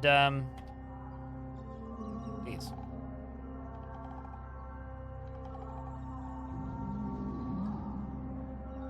The trader will have to give me an extra couple of things to go along with it, and we will get to see what these are. A desalination pallet. Oh! Just a missile, nothing major. And an EMP grenade. Awesome, awesome, awesome.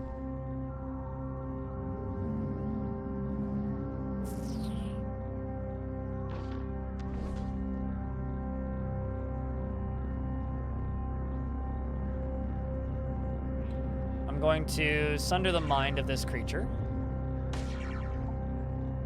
Never mind, I just took a shit ton of damage. So what I actually need to be doing is stabbing myself with a salve injector.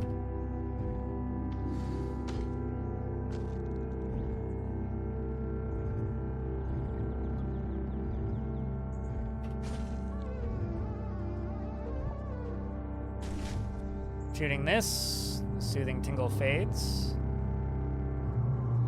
Turtles friendly. Actually, no. Let's just beeline this way. I'm gonna get back to my friendlies. Where'd the warden go?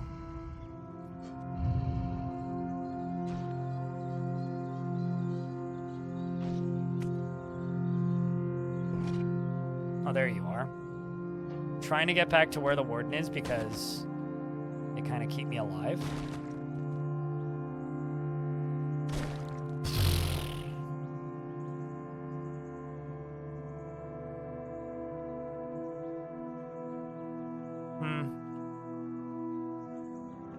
All right, well, it's time to just quaff more of this. By the way, I do not like gold folk. They are a pain in the ass to fight. They are way too strong. They are bloody annoying. I'm not a fan. Currently dilating time to try and run away quicker, and I'm also confused, which ain't helping.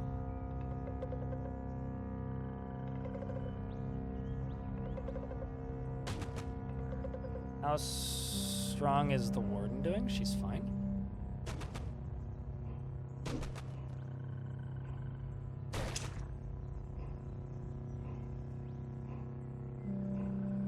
I'm going to shield slam you. She resisted, and then I blocked.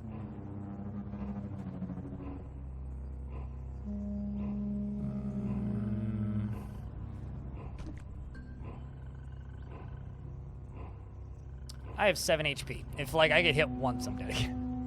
That'll be, like, sudden 5-6 deaths all at once. Well, I heal myself once again.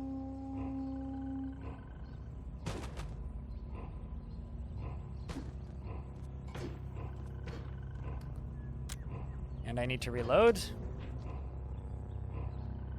Not entirely sure what's happening because there's a lot of confusion going on in here. Which means I may be shooting the wrong person.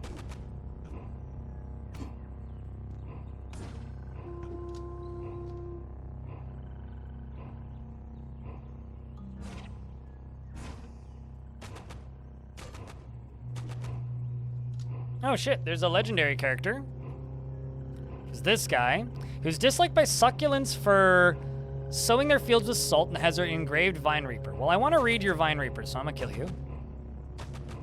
Of course, their official name being Coet Topicoca, the Rusted Isle of Ispis. They can be a pretty fun opponent, yeah. They're just, to me, the goat folk are the first real difficulty spike of Cud.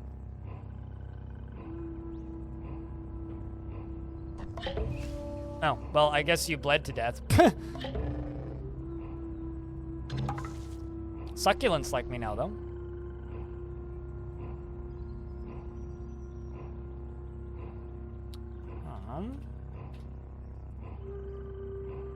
During the expedition of Turchapur, Zurshid lost control of his chariot and drove it off a cliff. He was killed. He was 17 years old. Found out some history. All right. Let's go back to where we were previously. Except I'm going to try and see if I can walk around that whole area. Since the animus of a vast mind, someone is near.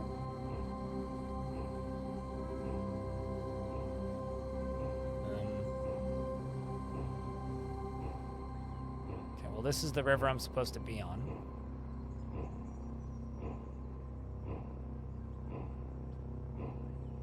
Once you know your way around the, I think, okay, so the Nullworms and Slumberlings are the noob check. This is the first real difficulty spike in Cud. Well, actually, but this is the first, like, I think unofficial is the wrong word to use. This is the first non-Golgotha difficulty spike. Aside from that, it's Golgotha is the first difficulty spike. We're being attacked by a electric cat, which is killing me pretty quick. Fortunately, it's dying. Puma's dead. I think the other problem with the reason that a lot of people, I think, get caught off guard. Oh shit! Why am I shooting my friendly? I'm not trying to shoot you. I think another reason people get caught off guard by the goat folk is because they do travel in groups. Why I pissed off this giant dragonfly, but I'm sorry. I didn't even get any experience for killing the dragonfly. That is so sad. That's a slumberling. You nearly mistake it for a boulder, and then you spot a crease in its hide. As it draws in a slow hibernative breath, suddenly you understand about the saying among pig farmers, always fear large rocks.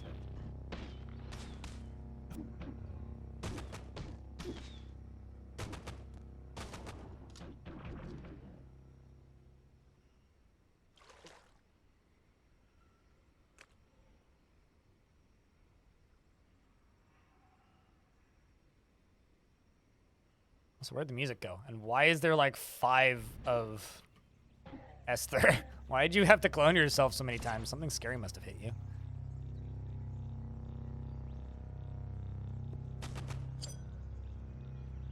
Okay, at least there isn't like 40 of them behind them again.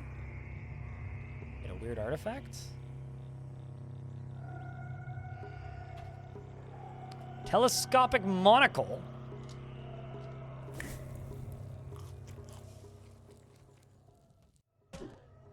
That poor leech didn't even see what was coming.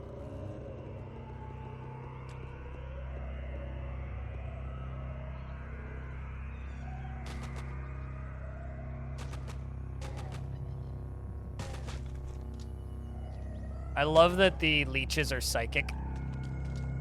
Such a fun little bit of world building. Oh, shit.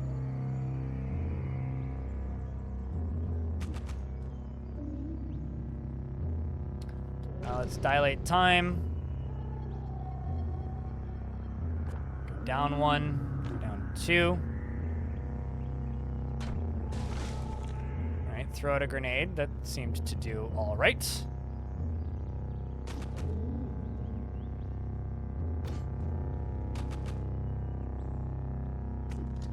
Okay, there are apes here and they are friendly, so I will just let them do the work.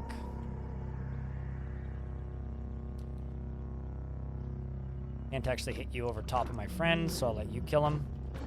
375 XP, thank you much. Kind of surprised the apes aren't mad at me because I'm wearing a bunch of ape skin clothing, or ape hide clothing. Sometimes they get mad at you. We're almost there because there's a pathway.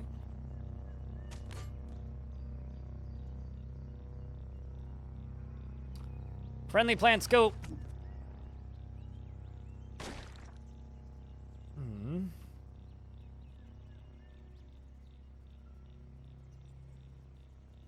Let's dilate time. Start sprinting. It's undermined. Shoot him with gun. Shoot him again with gun. Shoot him again with gun. Shoot him again with gun. Shoot him again with gun. Once again. Wow, he's still not dead? Jesus. I need better gun.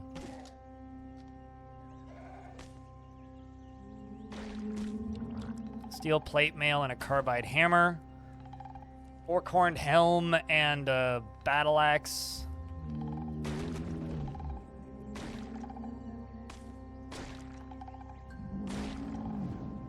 Stuck in my plants trying to kill my plants instead of us. He's also completely entangled and grabbed by the plants, which is good.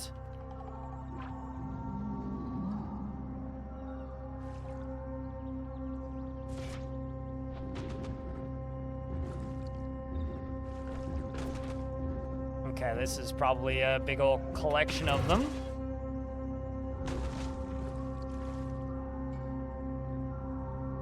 Let's see if we can run. Appears that we can. Here's just a random stairway down. Spoilers, chat. Random stairs usually lead to your death.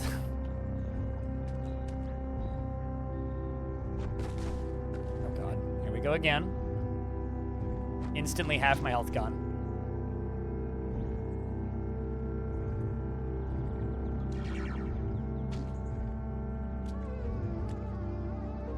We died pretty quick, so that was good. Just want to heal.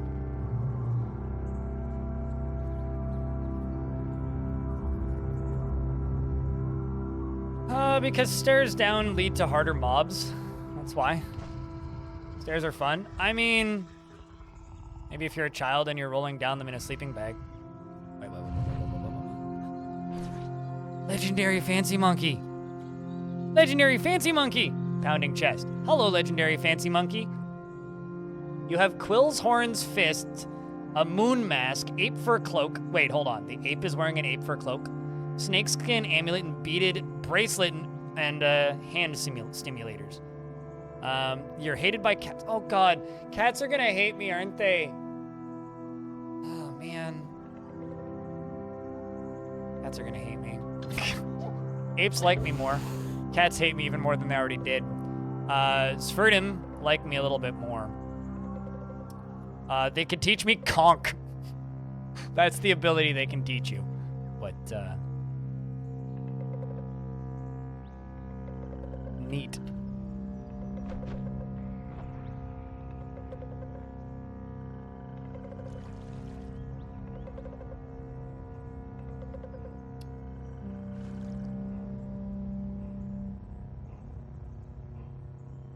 I'm confused. What's going on with the potatoes? Are the potatoes having a bit of a... What was that? Random laser.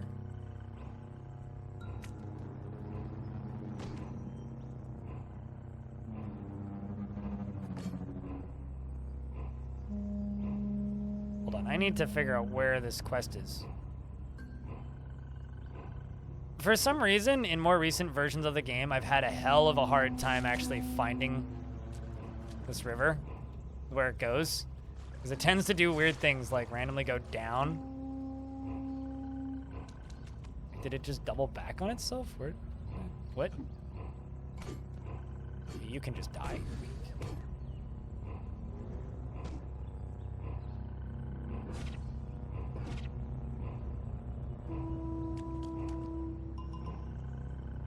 Oh, I see. It's going this way. In the direction of this angry frog.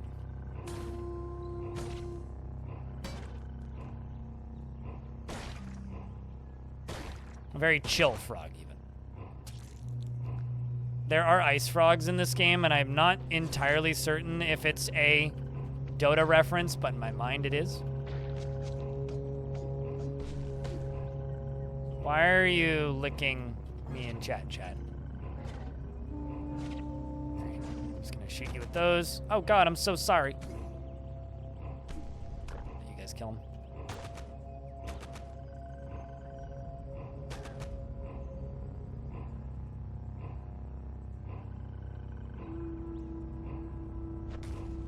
Dang it.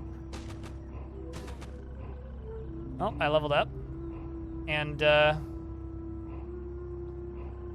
something else did. You guys can do that. I have 259 attribute points. Let's check tinkering. Yeah, I can't quite... One of the ones I want is reverse engineer, but...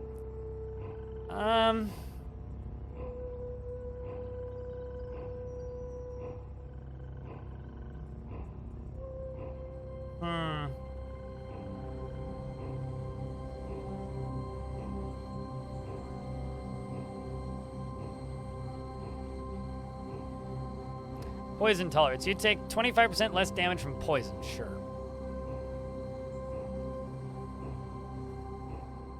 What can I do with shield? Shield slap, bunch of agility.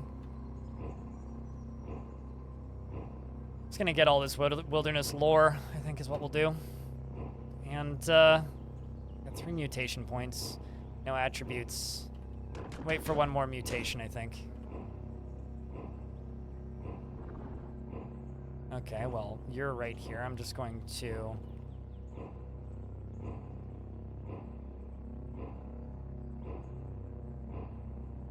sunder your mind.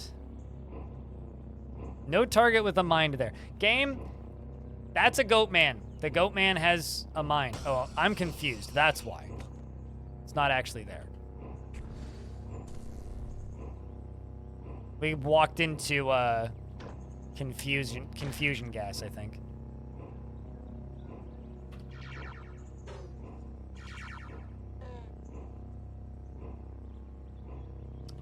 Goat shaman dies. Whew. Oh shit, we're behind my camera. Sorry, chat.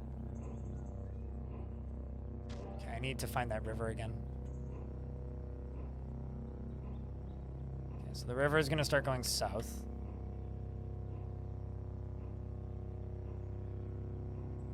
So I found a 15. That's almost as much as 16. Houndsman. Thank you very, very, very, very, very much for the 15 months. I also just realized the Suited Giraffe subscribed 4 hours ago. I don't think I said anything about that. So thank you for the resub, Suited. You're very kind. And also, thank you very much for the first resubscription in 4 hours. The first notification of money of any kind in 4 hours. There's things cooking nearby. Huh.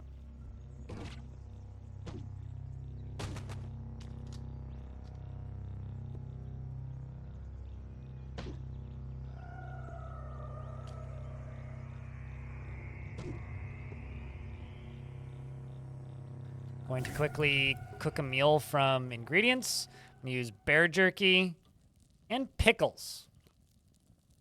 Pretty sure I know what that'll do. We eat the meal. Whenever you take damage, there's a 9% chance you don't thirst for 12 hours. Well, that... Whoops, I fucked that up. For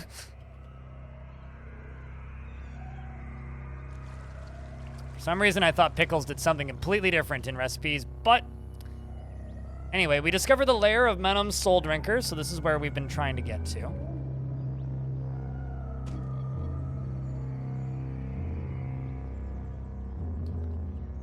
The idea here is move slowly. These village huts are full of puddles of congealed blood.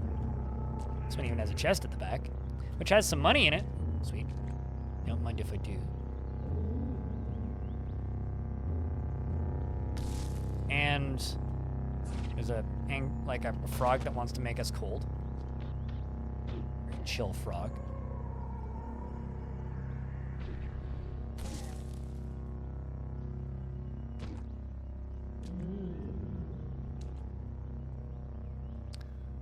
Carbide hammer and a Hulk injector.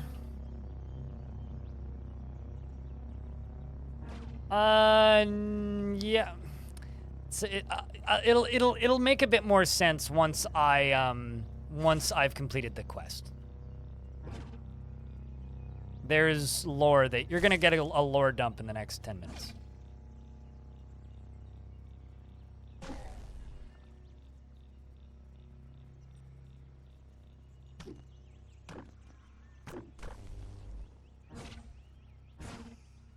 I gotta say that I love this little party we've got. I have a legendary electric spider and a warden just following me around. So a self-cloning cop with Naruto powers, because Naruto can like clone himself, right? So it's like a cop that can clone herself and a spider. That's our party right now. We're gonna get a lore dump in a minute. We haven't got to it yet though. Ooh. Barulo, Moonstare, and the Tree of Life. Speaking of lore dumps, that's another one which we can do later.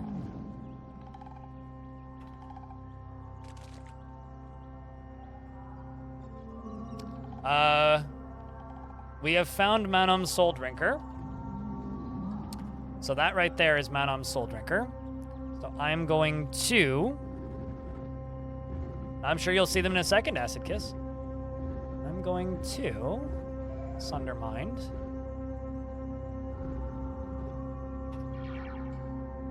So, now that he's being sundered, we can see him. Manum stands nearly a head taller than his kin, and broader at the shoulders, great tufts of blood-matted hair, and some of which are braided, tassel out from his head and chin, and a tattered crimson headdress hangs from one of his colossal horns. In long swaths on his bare chest, the fur is scorched and skin flayed. He wears a sarong wrapped about his waist, and his wool fibers sodden with a foul, inky liquid. His face is a vision of madness, at once the countenance of a rapturous crone and the child in fright. He's loved by the children of Manum and hated by basically everybody. And he's equipped with an amaranthine prism. We're now stuck in an ad break, so I will wait a minute 30, and then we will go through the rest of this.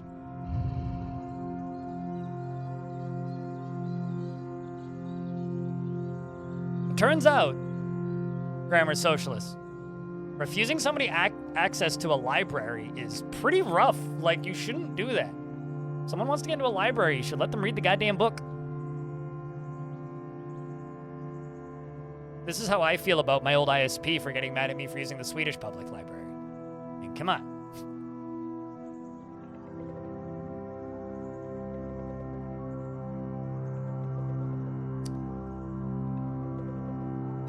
But how's everybody doing out there this evening? You guys chilling? You guys have gotten yourselves almost a 12-hour stream. You know, it's funny. Over the months, people have been like, "Blind, are you gonna stream CUD? Blind, are you gonna stream CUD? Blind, are you gonna..." And the reason I usually say no is because, like, this game's a lot. This is like a full game stream and not necessarily like a very easy game to do it like a chunk in after streaming another game. And this is why. This is why, because oops, I accidentally 11 and a half hours stream. Just got off work 20 minutes ago. Hell yeah, did you? And you were here at the start of the stream too. So you were here at the start of the stream, then watched for a bit, probably went to work, and now you've finished your work. Let's kill this creature, shall we?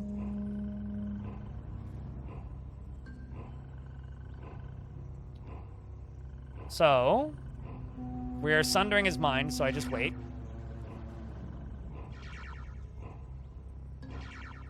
Continuing to sunder his mind. For 11 damage. I'm starting to take damage, but that's okay from a nosebleed. Just 1 damage. Very mild. And my friend over here is assisting. Been knocked prone. I'm going to make the area visible. I'm gonna shoot laser. Well, actually, no. I'm gonna throw friendly plant down around him, which are probably going to ensnare him. Looks like he is ensnared. I think. Where did he go? Yeah, no, he's still in the middle. Anyway, we killed him. The family of Salt like me more. And now we have to be careful. Well, I have to reach through things. I can grab the wet rubber suit. Strange tubes, which turns out that's strange tubes. That's a grenade launcher. Anyway, I now have a grenade launcher, so that's kind of cool. A weird artifact, which is a prayer rod, which I will take. Carbide dagger, and the wet amaranthine prism. You get an achievement for equipping this, but it kills you. It gives you guaranteed ego death, and there is no way to get away from it. Just do not equip it. Yes, I've equipped it. Yes, I have that achievement. Unless, like, you know, you're aware that your run's going to end.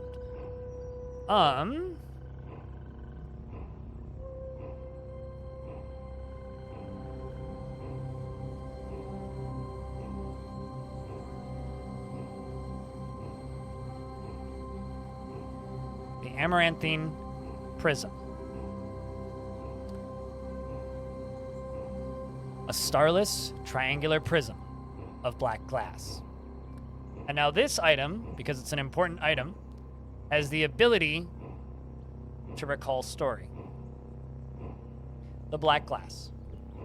Yuri the jeweler mumbled with a stone in his hand. Lapis from the shore of songs, said the boy. Hmm?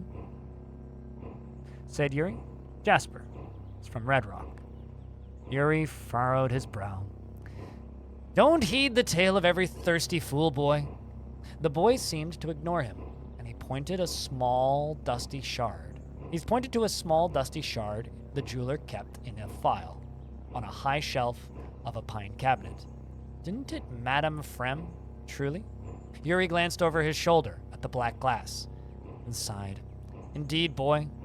Though I've heard it told, all kings are mad.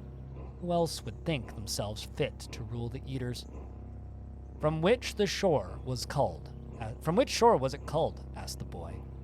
None of this world. Do you know the tale of Pateau? No, the boy lied. When the eaters lived and scurried the stars, they visited worlds of 1,000 different beings. and those beings likewise visited our own world. Several of those beings had assembled a coven that spanned that spanned the firmament, and they welcomed the Eaters into its fold. For ages, the civilizations of Coven knew kindness and prosperity, and to all reaches of the clustered cosmos did the domain of the Coven stretch. One of the beings of the Coven hailed from a faraway, darkling star. With its mind, it could fold the fabric of space and time, as you or I might supper cloth. To Coven, it was known as Pateau. For reasons we can but fathom, the civilizations of the stars indicted Pateau, and it was the will of the Coven that it be held on our very own world, in the bondage of the Eaters. They contrived for Pateau a prison from which it could not fold itself away. And there Pateau languished for eons. In time the Eaters left or perished, and the Coven was forgotten to our world. Yet here Pateau remains imprisoned. And what of the Black Prism? Asked the boy. Handful of black sand drawn from the shores of a dairy rock that spun about Pateau's star, and the sands were fired in the burning gases of that star and cooled suddenly when Pateau appeared in Cud. For a moment thence. It is said that Pateau bestowed the glass to an ancient custodian of its prison, so that the man might free it. Once the man had chosen to wield the glass, it began to mantle with an amaranthine hue. You see, those that peer through the faces are given to fits of madness, for they see the world by the light of Pateau's star, and they see themselves as Pateau does. What will become of it? Does it frighten you? Asked the boy. Immensely. But I mean to see it destroyed. It bears it bears the properties of no earthly glass, and my guild would never forgive me if I forsook the chance to study it first. It was the jewelers who bartered the thing from the Pram's grieving sister, and now, of this splendor, you are to study still. And Yuri left another stone. But the boy's eyes stayed fixed on the prism.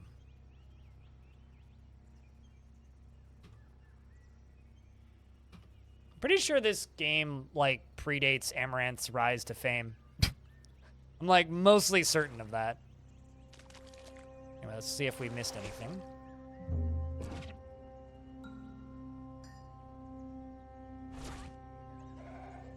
You know, I should grow Amaranth just to say that I did. No, I do not. Jesus, I just discovered a goat folk village. Let's just leave before they attack me. And now let's go speak with the warden. Give him the amaranthine prism. Is Manum dead? And have you recovered the talisman? Yes, Manum is dead. And I possess the prism. Is that so? Only a ferocious warrior could have slain Manum. You must be such a warrior. No, but my friend here is. And now, hand over the prism and choose your reward. Takes the amaranthine prism. Ooh. Okay, I kind of want the overloaded painted laser pistol.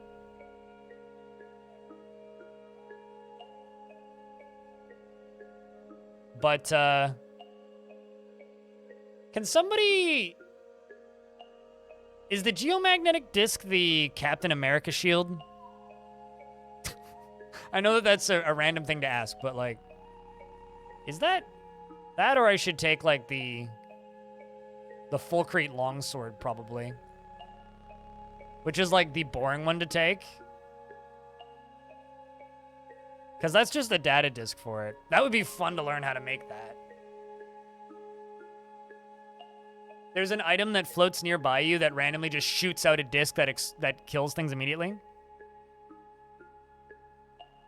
Yeah, it's literally like a Captain America disc. So... Man, 3 of these are tough. The overloaded painted laser pistol do want. Learning how to make the geomagnetic discs is do want. Can I look at it? No, I can't. And the Fulcrete, lacquered Fulcrete longsword is also do want. What do you think, chat?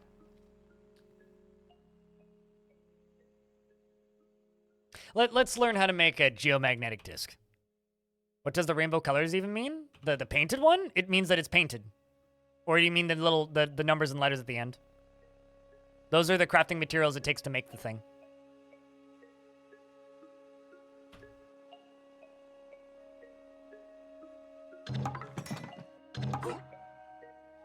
I am now favored. That's actually a huge boost again. Actually, hold it. Can I?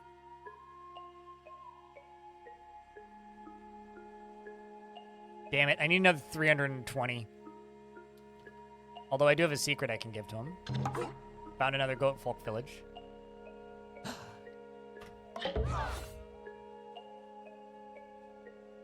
Worth it! My friggin' party grows. We got Indrix, and we got Warden Esther. Let's go. Let's friggin' go. Hell yeah. My arm... Uh-oh. Well, hold on. Indrix, get over here. I need to trade with you.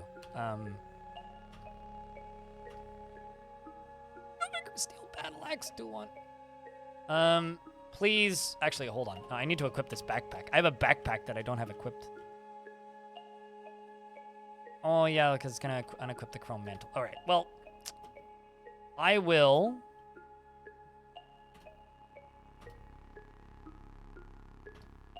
give you some random crap.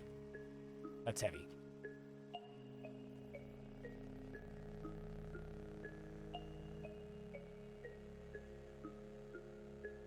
All right, so my army grows. I now have the Goldfolk Pariah and Warden Esther. When these characters die, I'm going to be really sad. And I probably don't actually have enough levels to learn how to do this. Yeah, I need Tinkerer level 2, which means I need to level up my intelligence, which I can't do yet. Although my cold resistance is going up. We're up to 28 cold resistance, which means we can probably do Bethesda Susa next. All right, I hope that... Oh, here. I want to show you guys my other favorite character in this zone. This guy. Crow Song. He doesn't say anything. You don't say anything back. He doesn't say anything. Anyway, that just goes on forever. I'm Eurus the Tourist. Who are you? Crow Song. Death Thrower. Death Wander. Colony of ants. Eating me. The leaves. The light. And Theron. What? Nothing. Why are you hiding in the bush? Hiding? No. Being grass. The feeling of inanimate being. Radiate inward. Like... turned out star. Why are you here? Death is the color of everything, but sometimes it waves in bright ribbons. Like here. The whistlers weigh their passing goods, and the walls are the corpse eaters. They're mushrooms, they're corpse eaters. Your twin blades are works of art. Where did you get them? Tugged from the claws of one who had become a cord in the time's silly carpet. I outrooted the hilts and sheathed the blades, and now I am he. I still have the nail dirt. And you can trade with him. And he's actually got some pretty expensive stuff. Some pretty nice gloves. He's always got bullets and hard to get foodstuffs. So I like Crow Song. Also, Crow Song has leafy vest, leafy helm, grassy yurt mat, weird artifact, and very fancy blades. And chat room, this may come as a surprise to you, but it's 9 o'clock at night. I think it's time to save and quit. So I died like 4 times today, so I guess that's 6 deaths total now. Yeah. Today was fun. Thanks for hanging out for CUD, chat room. Let's go raid somebody. So not to be a big bummer, I won't be putting anything up on YouTube tomorrow morning because it is 9 o'clock at night and I have to go to bed by 11. And I would like some time for myself today. The problem with these long streams is it basically just like gimps my ability to put anything